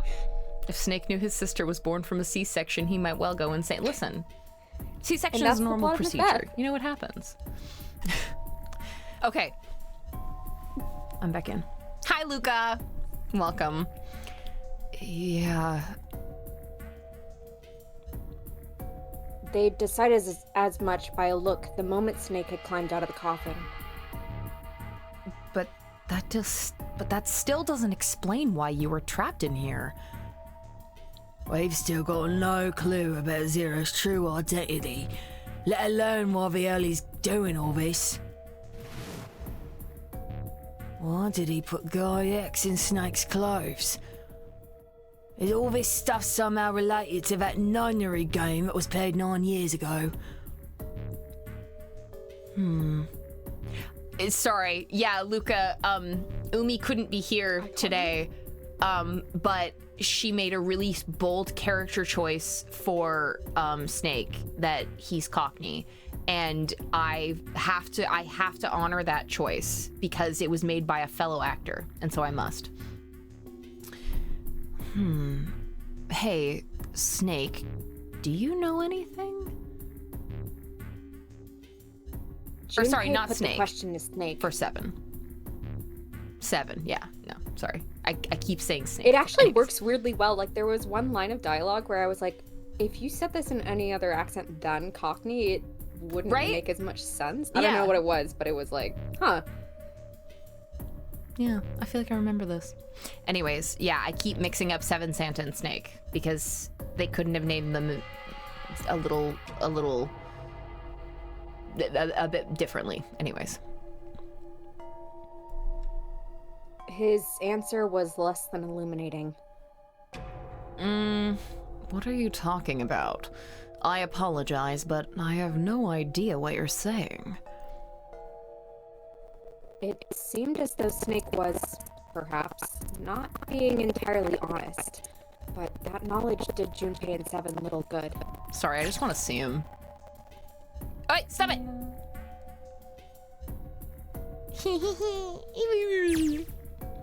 Oh, come on. Just tell us if you know.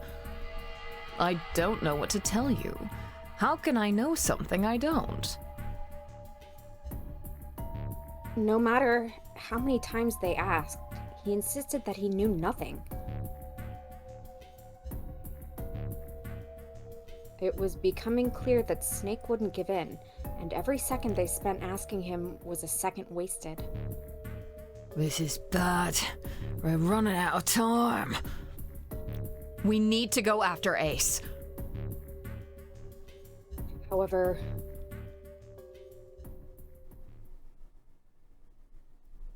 they stood in silence, the overpowering atmosphere of the chapel almost stifling. Junpei, Seven, and Snake simply stood, at a loss for what they should do next. What do we do now? He glanced over at Snake's wrist.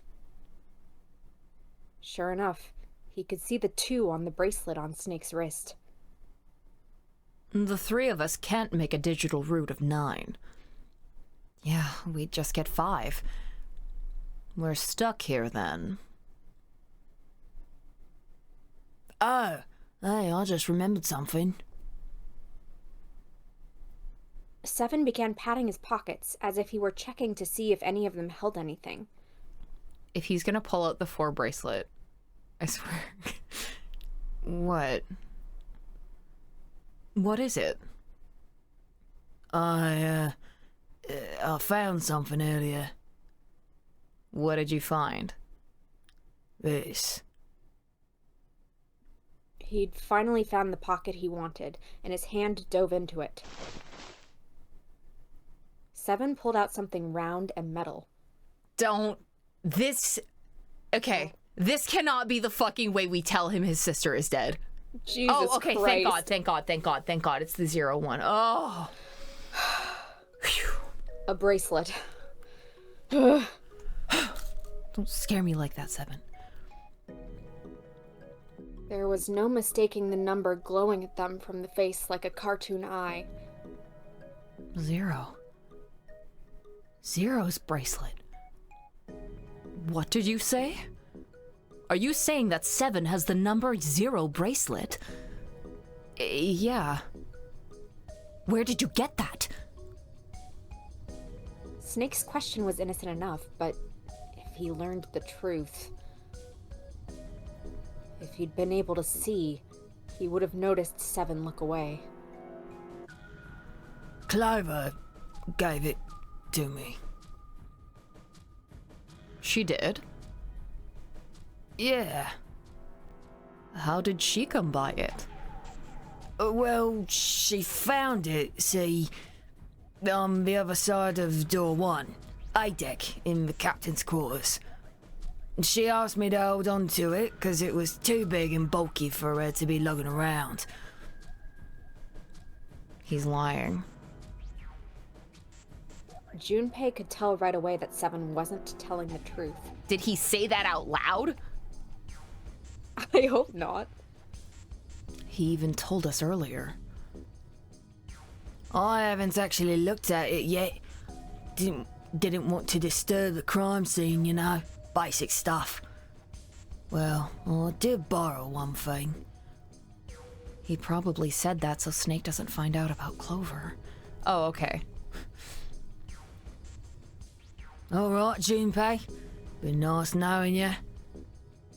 What? Oh. I see. Come on, man, I'm just kidding.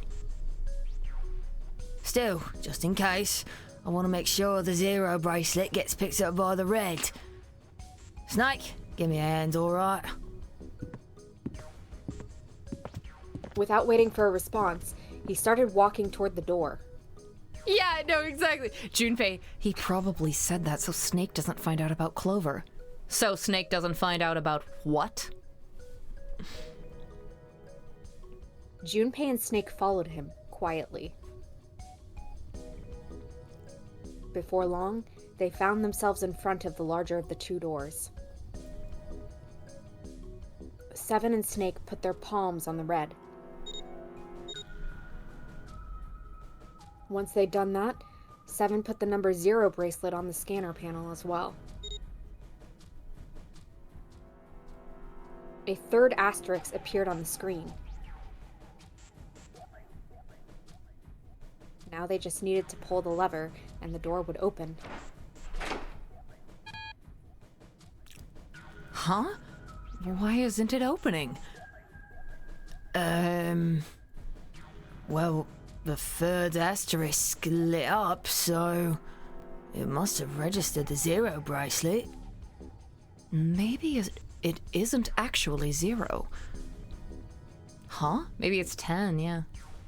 What? That bracelet may not actually produce the number 0 when scanned. That is what I'm saying.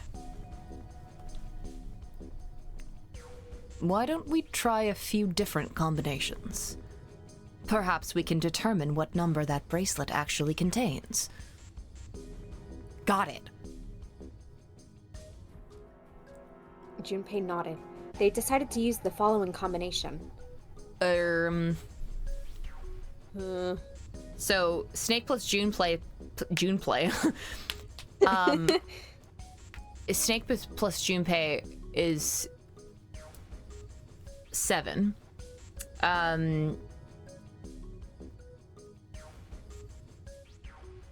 If it's 10, I don't know. Maybe Junpei. What if it's all 3 of them? I don't want to leave Snake behind. I just got him back. Fuck. Let's try all 3 of us and the bracelet. 14. 5. If this combination works, then the number for this bracelet is 4.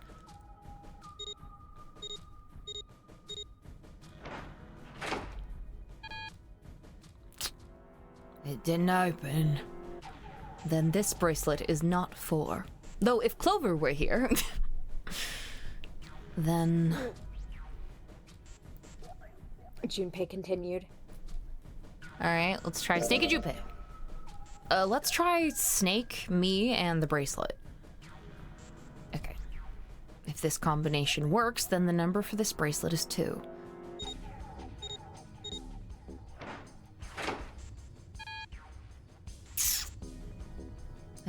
The door didn't open.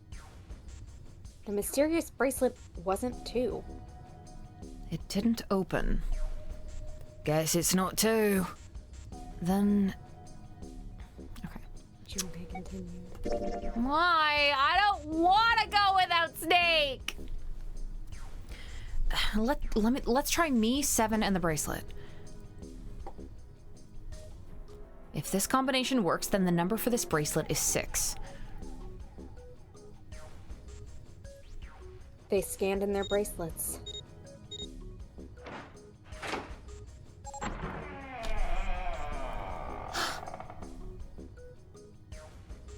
It opened. Yes, so it would seem. 7 clearly hadn't thought their experimentation would produce anything useful and looked rather confused. His bedhead is so cute. Snake was, as usual, calm and smug. I love how he's calm and smug after coming out of a box. The door still closed. Slid closed, sorry. Slid closed. Junpei's forehead furrowed as he thought. That means the bracelet is actually 6. But how is that possible? The display on the bracelet clearly shows a 0. Suddenly, from somewhere far beneath them, they heard the creak and groan of tearing metal. With it came the sound of water pouring into parts of the ship that had, until recently, been dry. Oh man, that's not good. I guess our time's just about up, huh? At any rate, We know now that the door can be opened. Let's go. But, Snake, are you sure? Yeah. You know that only Junpei and I can go through this way. You needn't worry. I have a solution to this problem. My last resort, but if now is not the time for last resorts, then when?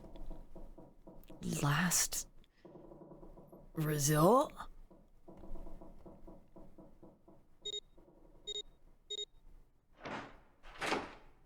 What did he mean by this? What could he possibly mean?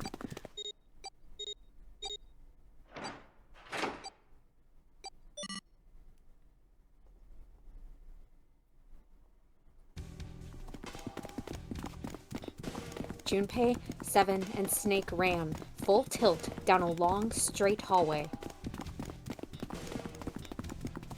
They were headed for the stern of the ship and had no time for distractions. What? Did he just, like, piggyback through? Why is Snake here? I'm sorry. Okay. Am I stupid? How is he here? Did he just...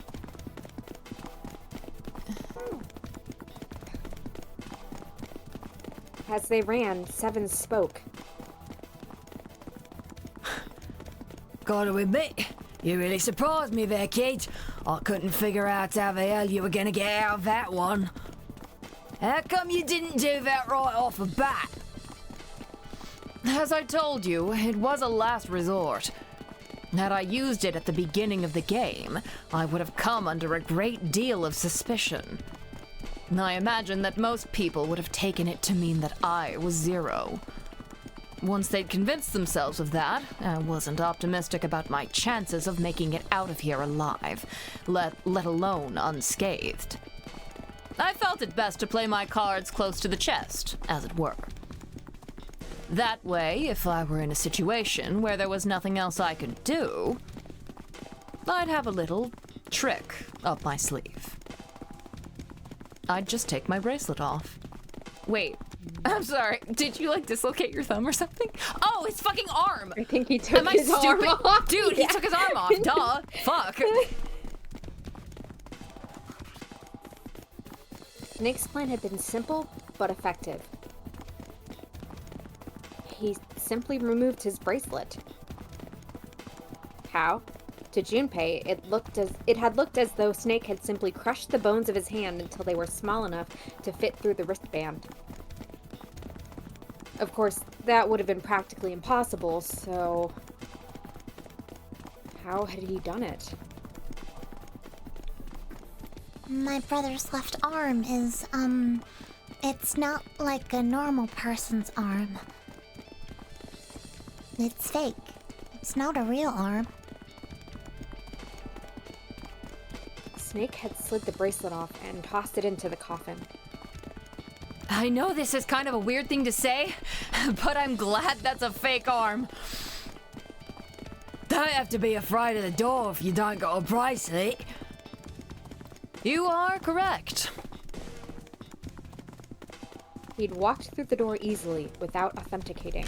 I'm imagining him walking through the door like fixing his, like, tousled hair. Just like, yeah. Yes. Also, it's so dumb. What do you mean he just crushes his prosthetic? That's crazy. His grip strength, insane. He stepped out the other side, unscathed, and begun running down the hall alongside Seven and Junpei. They kept running for a while longer, and eventually came upon a set of stairs leading downward on the right side of the hallway. They stopped and peered down the staircase. I think these stairs connect to the bottom deck. It doesn't look like it's underwater. They nodded quickly to one another and jogged down the stairs. It took only a few minutes to make their way to the bottom deck. There was a single hallway in front of them, at the end of which was a single door. Let's go through that door. Junpei threw it open. Inside was a massive iron gate. A plate was affixed to the top of it. It read, "Incinerator." Incinerator? Oh my. That doesn't sound very pleasant. Do you see a lever near the gate, perhaps? Yeah, right over here. How'd you know that? Well, I'd be happy to regale you with the story. I imagine it should only take half a day or so.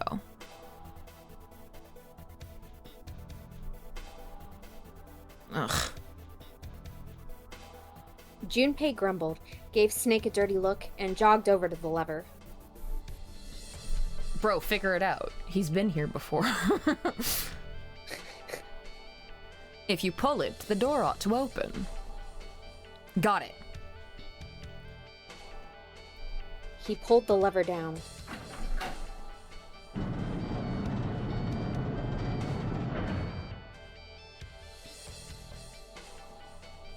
With the rumble of an ancient motor, the door opened. There was no need to hold back and no time to hesitate. They pushed their way inside. Why? Why are we going into the incinerator? Oh, I see. Standing in front of them were Ace and Lotus. Ace still held the revolver in his hand. It was still pressed hard against Lotus's temple. A small dark bruise had begun to form near the tip.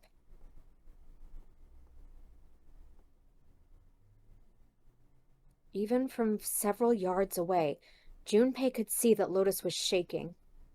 Do you want to be Ace now? Sure, why not, I guess. Because it's just like... Oh, yeah, sorry. Yeah, no. Yeah, okay. I got it. I got you. She was terrified. But perhaps more interesting was what Junpei saw behind them. 9. Another number 9 door. What? Why? Why is there another one? The door stopped Junpei in its tracks. It simply shouldn't have been there. As his brain finally began to consider why, the whine of a warning klaxon filled the air, drowning out any thought. Warning. Warning. Emergency incineration command has been acknowledged. Oh, that's not... Oh dear. Automatic incineration will take place in 9 minutes. Well, I feel like Snake's gonna be okay because he's got that, like, cultist robe that looks like it negates fire damage. This. Please evacuate the incinerator immediately. Oh my. How exciting. You've run quite a show here, Zero. A terrifying smile twisted Ace's face. What's the matter? Too frightened to understand? Yeah, his new equip has plus 20 fire res. Awesome. Here, let me explain. Sorry. Meanwhile, Junpei only has the bisexual sneakers, which increases charisma for all genders.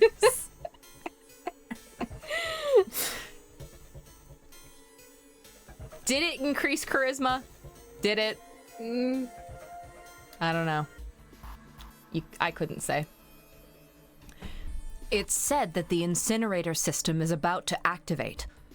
In 9 minutes, this room will be engulfed in flame. Huh?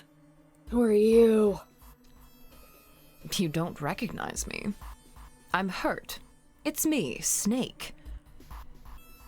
Snake? Oh, yes. You are alive.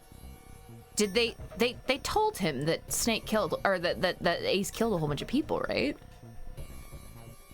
I don't know if they did. Apparently they didn't tell him about the prosopagnosia, so... I guess. I'm afraid your bizarre style had me confused. I'm quite glad to see that you're alive. Ace's voice didn't change. Snake ground his teeth.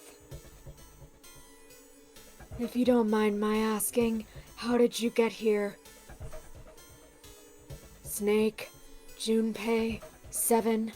The three of you couldn't have opened a door with a 9. Did you use Clover's bracelet, perhaps? Oh god. This is how he's gonna find out. What? Well, your reaction suggests that you did not. Hold on. Why did you think we'd have Clover's bracelet? Junpei felt his chest tighten. Beat the shit out of this man. Oh, they haven't told you? Told me what? Clearly not. Normally, I would take some time and enjoy the moment, but I'm afraid my time is at a premium just now. I'll have to make this quick. Clover. Don't do it, Ace! Keep your goddamn mouth shut! Clover. I said stop it! Don't listen to him, Snake. Junpei could feel his voice going hoarse, but Snake didn't listen to him. What happened to Clover? Ace looked at him. The corner of his mouth curled into the hook of a cruel smile. Clover died. The color left Snake's face. He shook his head, weakly. That's not true. That's impossible. It's a lie. It has to be a lie. Oh, it's quite true. I can assure you of that. I killed her myself, you see. What? His eyes I'm opened. sorry. Did I stutter? I killed her! Snake's face twisted into a mask of rage, mottled red rising to dot his pale skin. His entire body shook. He looked, to Junpei, disturbingly like a demon. I would rather she died with less suffering. A bullet in her brain, perhaps, would have been ideal. Unfortunately, that would have made quite a bit of noise. Circumstances being what they were, I was forced to settle for the knife. The one the ninth man had, you remember? I believe I caught her just below the shoulder blade. I was rather lucky, in fact. My first thrust went right between her ribs. Her flesh was so soft. My knife slid in so easily. I hate this. I don't like this. I don't... Okay. There was no resistance. That feeling was... I confess, I feel rather excited. It is a powerful memory. Someday, perhaps, I hope I can feel it again. Incineration will begin in... Yeah, Snake's gonna tackle this guy and keep him in here while they both get incinerated. Please. God. 7 minutes. I'm going to kill you. Snake's words were a guttural growl, barely audible. Can we get the direction before the line, please? I'm going to kill you. What was that? I'll kill you. I'll kill you. So you're going to kill me? Please do. Come now. I'm waiting. Don't do it! Don't listen to him, Snake! Why? Do it! Do Oh, he it! does have a gun. With hammers! Bro. Stop it, kid! He's screwing with your head! Is there a problem? What are you waiting for, boy? Don't you want me to send you to join your sister? Don't! Snake! Don't do it! But Snake could no longer hear them. Snake could no longer hear anything.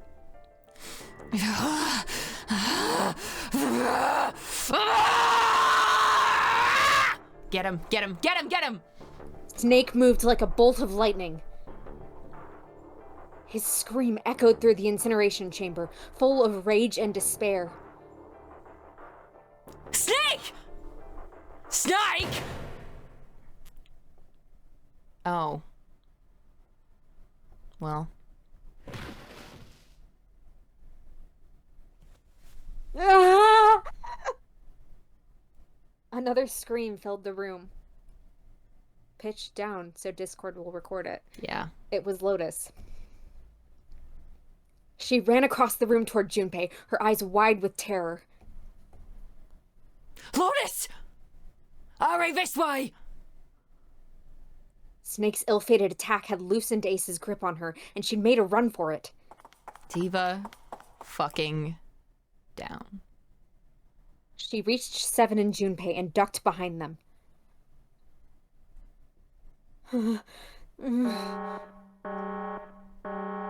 Incineration will begin in...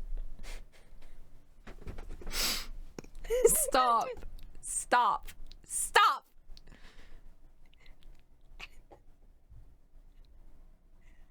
5 minutes. Give me the woman. He raised the gun. Okay, bro. I need... I should have closed the chat window a long time ago. I need her. Without her bracelet. Yeah, at the very least, use her name. Yeah, this is so fucking weird. I will be unable to open this door. The math. Quickly now. I don't have time for your shenanigans. In the center of the room, Snake's body lay eerily still. Wait, what if this thing is filled with blanks? And he doesn't know? That would be so sick. It would be awesome. He looked like a human larva? Okay. He looked like a human larva, prone and vulnerable on the floor. I see. Then it would seem I have no choice. The rest of you must die as well. Fortunately, I have 5 bullets left. One for Junpei, another for Lotus, and the last 3 for that lump of idiotic man you call Seven. I will take Lotus's body with me and leave this room. Incineration will begin in 4 minutes. Well, It looks as though our time together is at an end. I rather enjoyed playing with you. Damn it! Junpei could see Ace's finger tighten. He could see it begin to squeeze down on the trigger. His body tensed, preparing for the catastrophic impact of hot lead against human flesh. Goodbye. Then it happened. Kill you. Get up, Diva! Snake stood up. That's what I'm fucking talking about. Yes!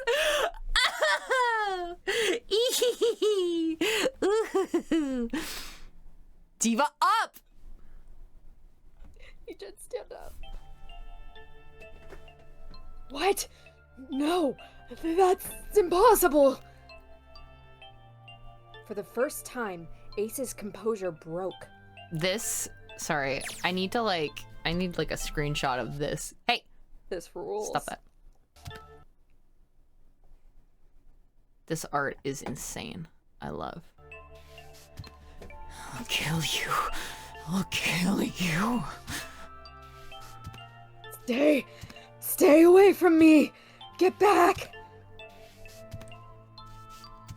Stop. If you come any closer, I'll... Go back to novel mode, sorry. Stay away from me. His voice was the mournful wailing of the undead. Fuck. Okay. This is so sick. Sorry. Yeah, he looked... Yeah.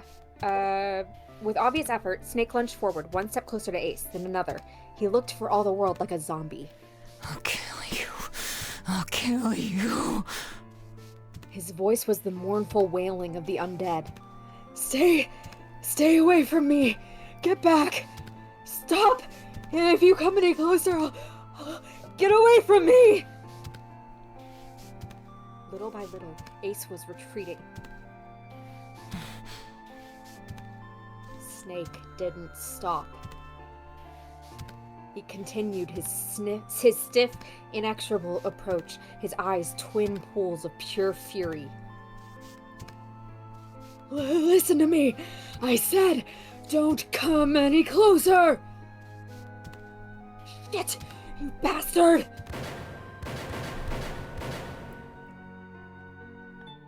Ace's revolver leapt 5 times. 5 times the air in the incinerator was split by the crack of a bullet. Snake's body twitched as 5 clouds of blood and torn flesh leapt into the air across his body. Fine pink mist drifted from his body and disappeared. Junpei didn't have time to ponder what that meant before. And then his strength was gone. His legs crumbled, and his broken and battered body slid to the floor.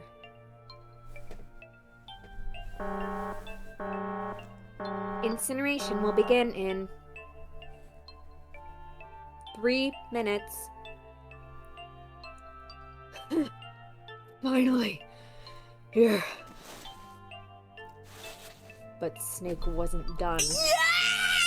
Yes! Diva! I'll kill you! Even as the pool of blood beneath him grew, he began to move. He half crawled, half slid toward Ace. One bloody arm wrapped itself around Ace's leg. Dude, this art is insane! Oh my god! You won't get away. And the other gripped his thigh with strength that should have been long gone. You son of a bitch! You're a monster! Get off of me! Let me go! Damn you! He kicked at Snake with his free leg, driving his foot into Snake's face, his arm, his shoulder.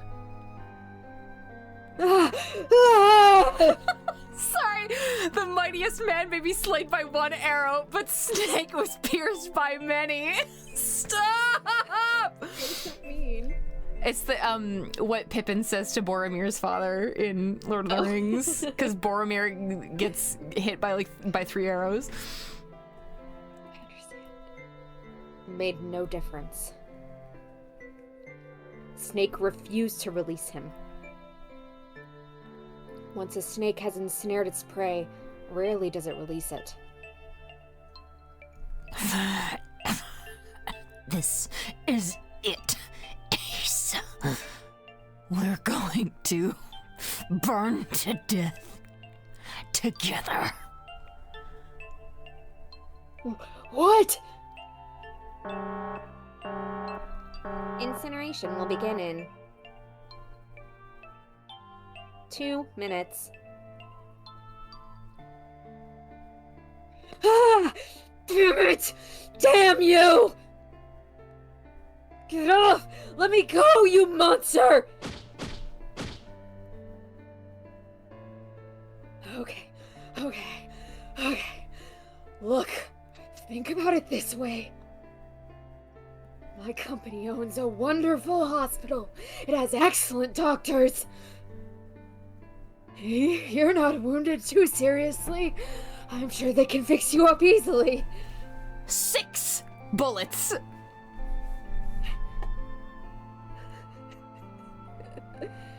You don't have to die. You can be saved. Just let me go.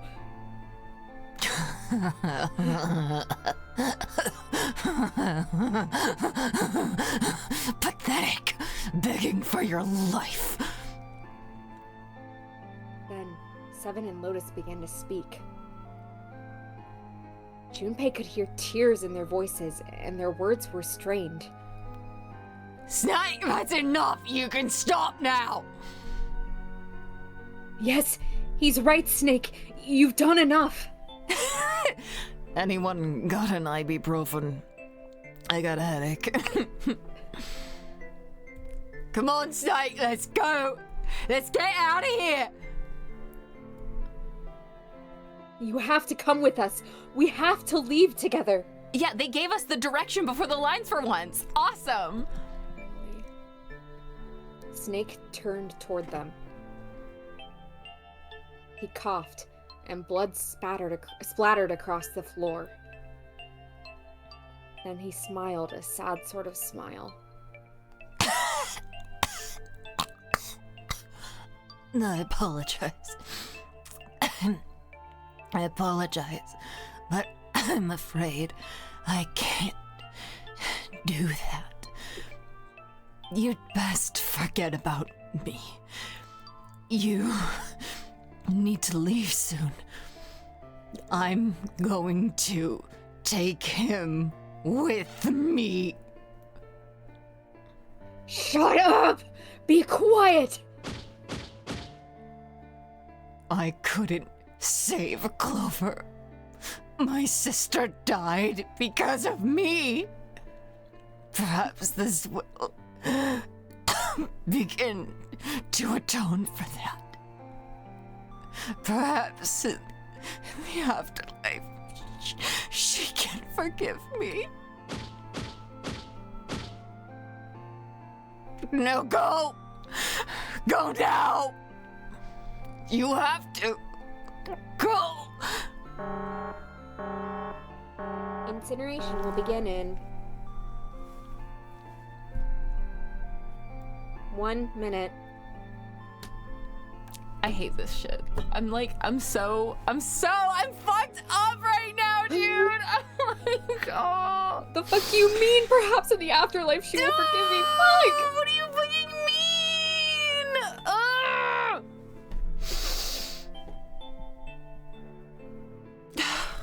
At least Clover's was like so cunty, and she was like a murder girl. This is so sad. Oh, I'm really fucking, I'm so upset right now. God damn it. Shit, we're out of time.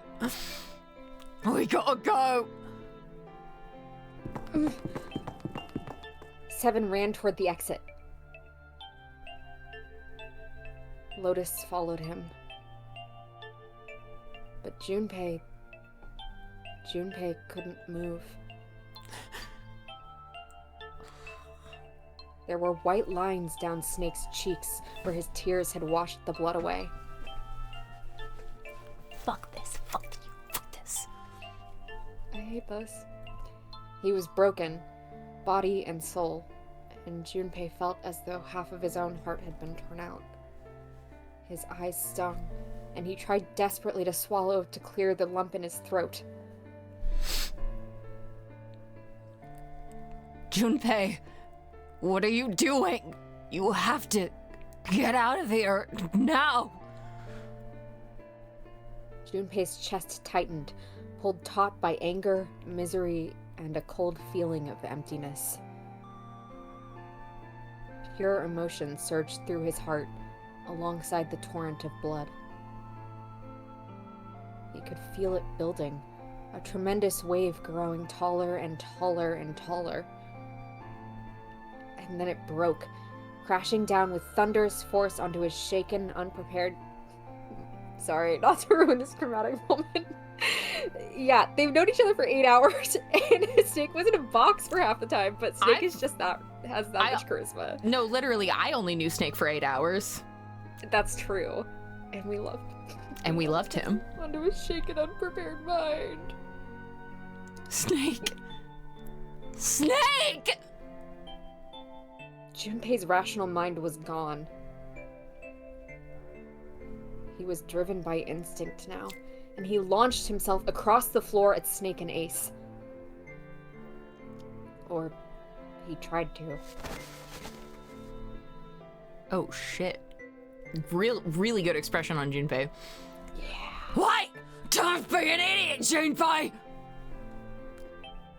He felt a hand grab him from behind. This would have been really great after the first gunshot. Yeah. It was 7. Before he had time to react, the larger man had pinned Junpei's arms to his sides and was hauling him bodily back toward the door. No! No, I have to help Snake! Snake! Snake! Get off me! Let me go! Incineration will begin in... Yeah, I know. I kept thinking about Metal Gear. I know. 10 seconds.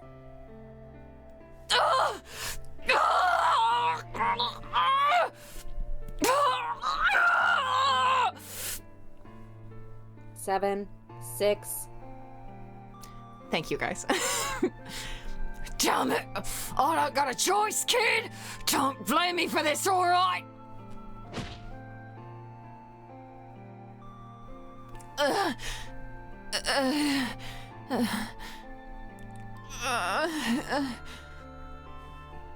Five, 4, 3, 2. Oh my god, yeah. I am Junpei colored a little bit. 1, 0.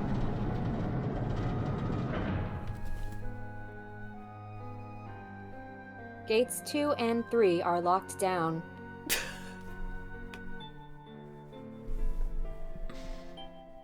Beginning incineration.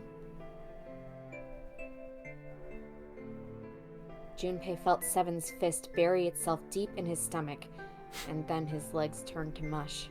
Diva down, Diva incinerated. That's the only way they could keep him down. Seven scooped him up in the same motion and leapt through the door.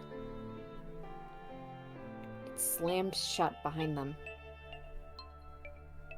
Junpei struggled to shaky feet. He glanced over to see Lotus only a short distance away. Junpei ran to the door. He's... There was a small window cut into it. Don't say window! No. Inside he could see Ace and Snake. Shit! Damn you all! Why? Why? Fuck you mean, why? Bro. Fuck you mean, Why me? The hell you mean? I don't deserve this.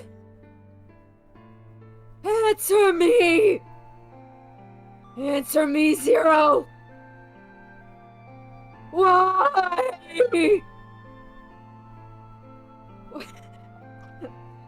Why? I'm so sorry. It's okay. It's so okay. Zero. Zero.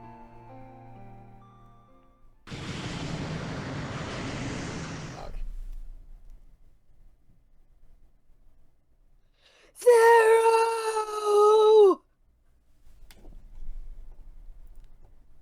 Fire and hammers come out of the nozzles on the wall.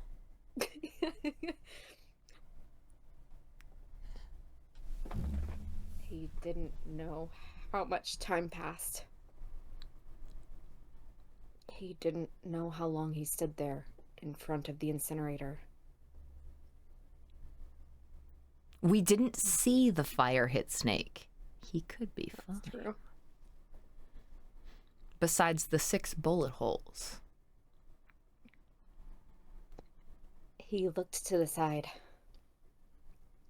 Lotus's face was ashen, and if not for the hand she'd put against the wall, Junpei didn't think she could have stood. Seven looked old and tired and used.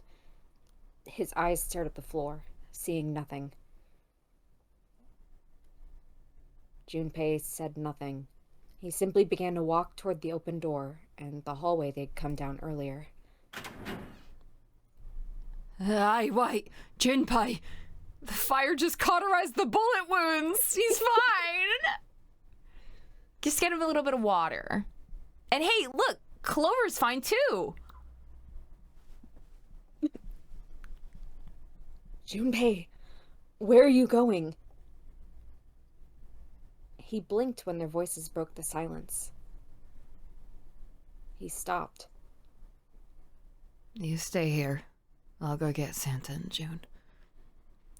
You gonna bring from here? No.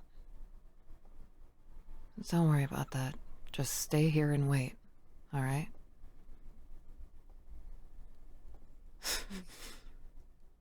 He began to walk again.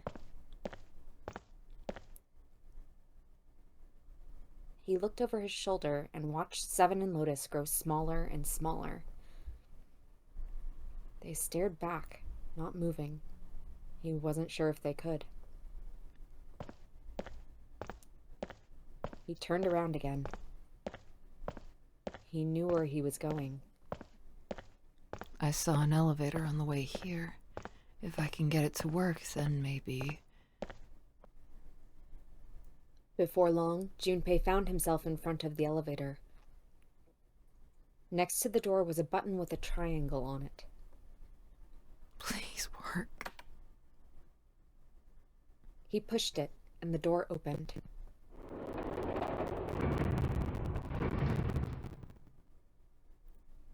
Yes.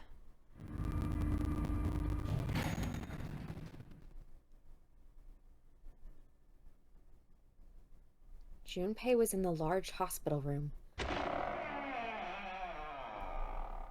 June. Santa. He kept calling and walked to the center of the room.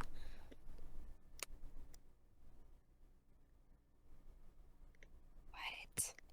But try as he might, he couldn't find them. Damn it. Where did they go? Increasingly frustrated and increasingly worried, Junpei left the large hospital room. He had no choice. He would have to look for them. Junpei's heart was heavy. He couldn't shake the feeling, but there was a part of him that felt it would be wrong to, even if he could. With every step he took, his legs felt more and more like lead. I'm so scared. I'm really scared.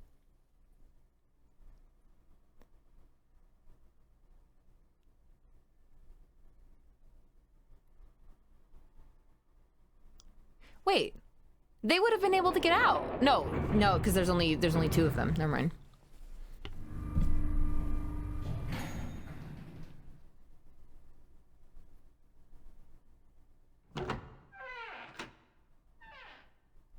Oh god. Sometime later, Junpei found himself at the chapel. He stepped inside, expecting to find nothing. But there, on the red carpet in the center of the room, June. No, code names didn't matter any longer. She was Connie.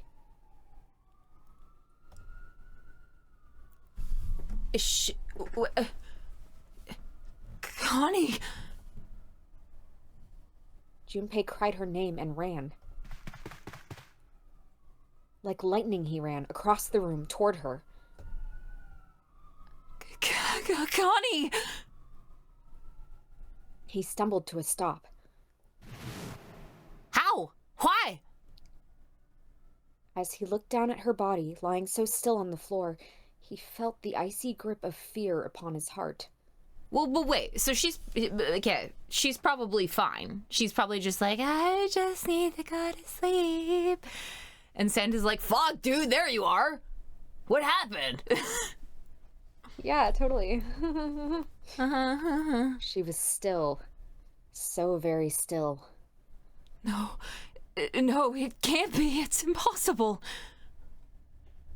Slowly, Junpei bent down toward her. His hands shook, and he felt very cold and very hot at the same time. He forced himself to look. Her back was moving. Slowly, it rose and fell. Relief washed over him. Connie. Junpei reached down and gently, very gently, lifted her up. Connie, are you all right? Jumpy. Her face was pale and her lips were dry and cracked. There's something about the way that her lips are drawn right now where it's like...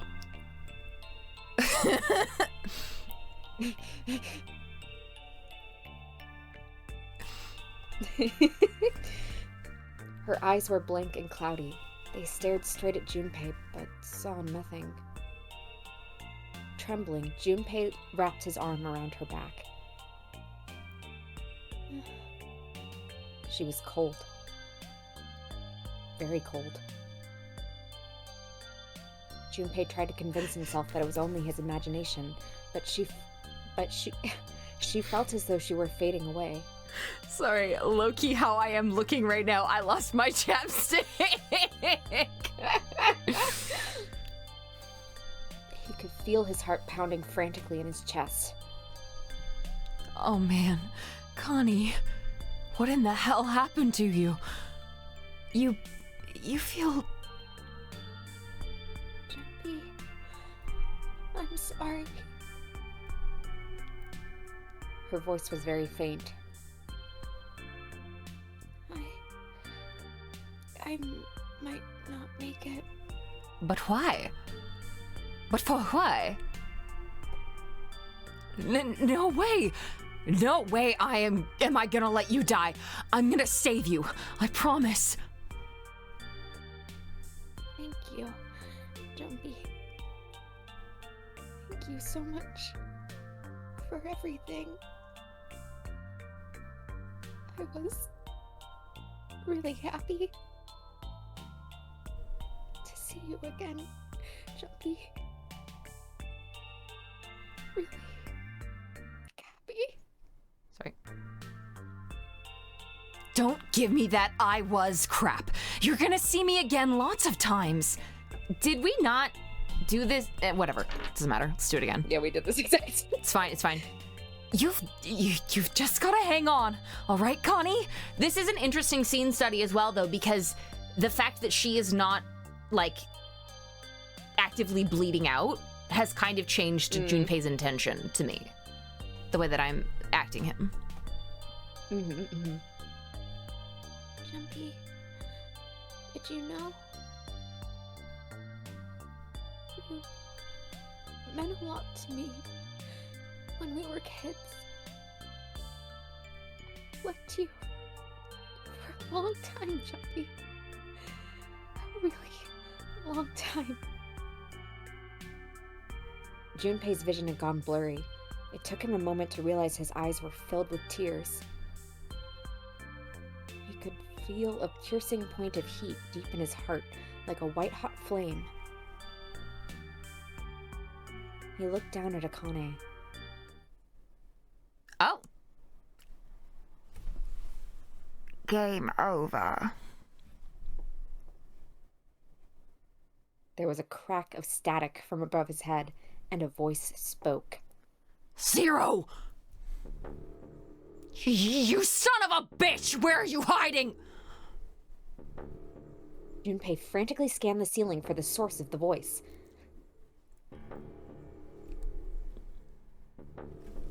I am right here. I've always been close to you. What the hell are you talking about? No matter. I will tell you again. Game over. This game has ended. No! No, it hasn't! I'm not gonna let it end yet! I'm gonna get out of here with Connie! You can't. That is impossible. Why? Because you chose the wrong path. The wrong path? That is correct. Your path was inevitable, however. Admit defeat.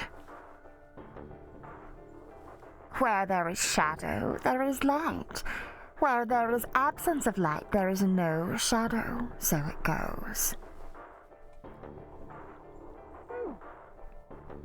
What are you talking about? It matters not. The loser has been decided.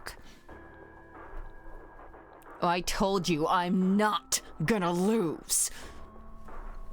No, you misunderstand. You haven't lost. I have lost. What? Junpei didn't have time to ponder what that meant before he heard the door slam shut behind him. He spun around. There was no one there. Was it Zero? Connie, wait here. I'll be right back, I promise. She managed a single nod. Junpei laid her back down gently and leapt for the door. Zero was just standing there with a megaphone the whole time while Junpei was screaming at the ceiling.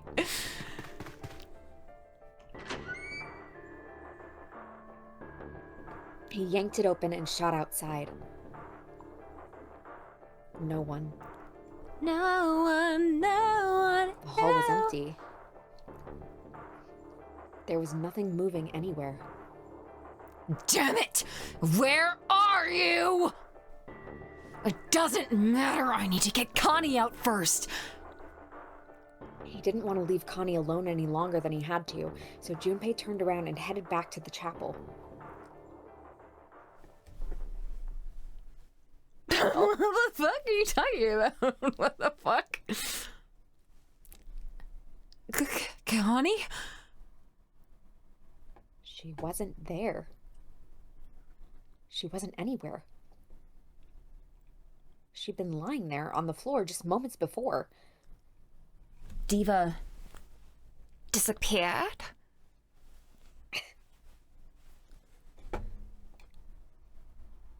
And now she was gone. Oh God. No, no.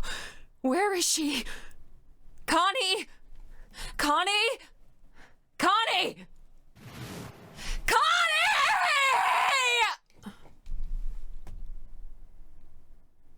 His cry split the heavens themselves.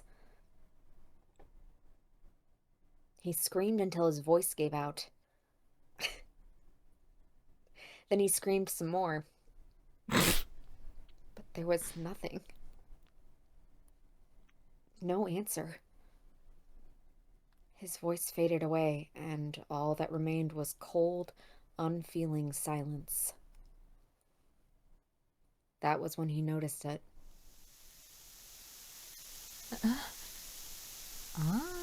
Strange smell, one he'd smelled before. Wait, this is...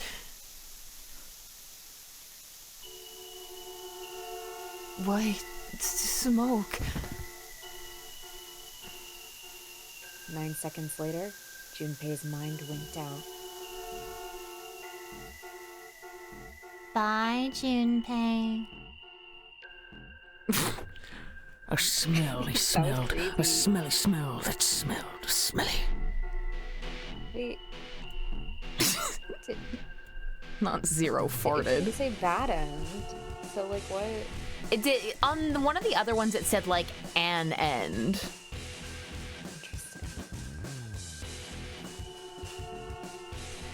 Can you stand the smelly smells?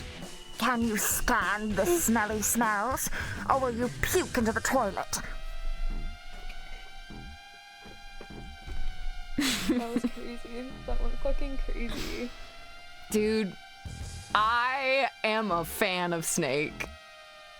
That was awesome.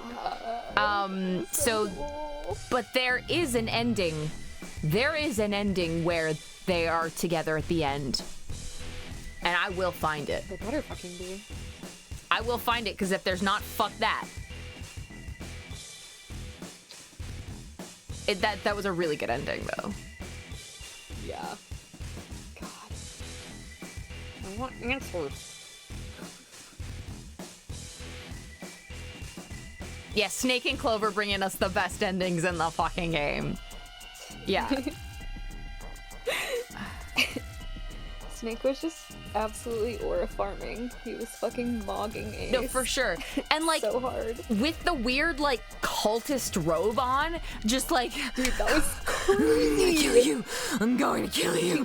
Like stuttering forward, like I'm going to kill you. Like the end, or is it? Or is it? Yeah, Ace sucks so fucking bad.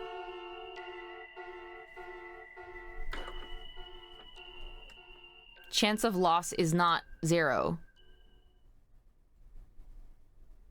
It should have been... Okay. Okay, let me...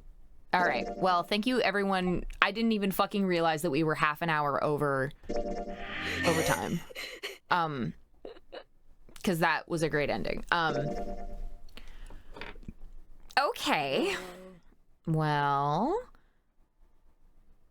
Now we have yellow keys. Okay, see, this is the thing. On the flowchart, we only have one more ending. But in the slots... Yeah. There's 2 more. We let you go because I knew about how long it would take you. It was important to get this far. We'll stop you in various places next week. That'd be awesome. Yeah, I think there was no good place to stop there. Because what the fuck? Yeah. There must be an ending where Snake wakes up and he's like, is that Junpei and whoever? I'm so sleepy, my bedhead. And then Clover runs in and she's like, ah! And then everything is awesome from there. Hey, Tony, in the middle of Snake screaming about how he's going to kill Ace, you have to stop now. If we don't stop, it'll be really easy to do 5-hour streams. Yeah, because I didn't even fucking notice that we were half an hour over. Yeah. You could have stopped after Snake got shot once, but before he got shot 5 more times. You know what? I still would have gagged. Yeah, this was fucking awesome. Thank you all for hanging out with me while I screamed and wailed into a microphone. Thank you guys. Thank you. Thank you. I'm happy. I was really happy with that little acting session. Thank you guys. Thank you. Hearts and love. Thank you. Stop. Shucks. Stop. Thank you guys for hanging out with me. Thank you for making me play this game. I really like it. I really like it. I like this game a lot. Wait, hold on. This will just take me back to the... Okay. If I just exit, it's gonna save it, right? Yeah, you saved the ending, I think. Yeah. Can I just go back? Yeah, like I saved. I'm good. Okay, bye guys. See you next week. Love you. See you. Bye-bye.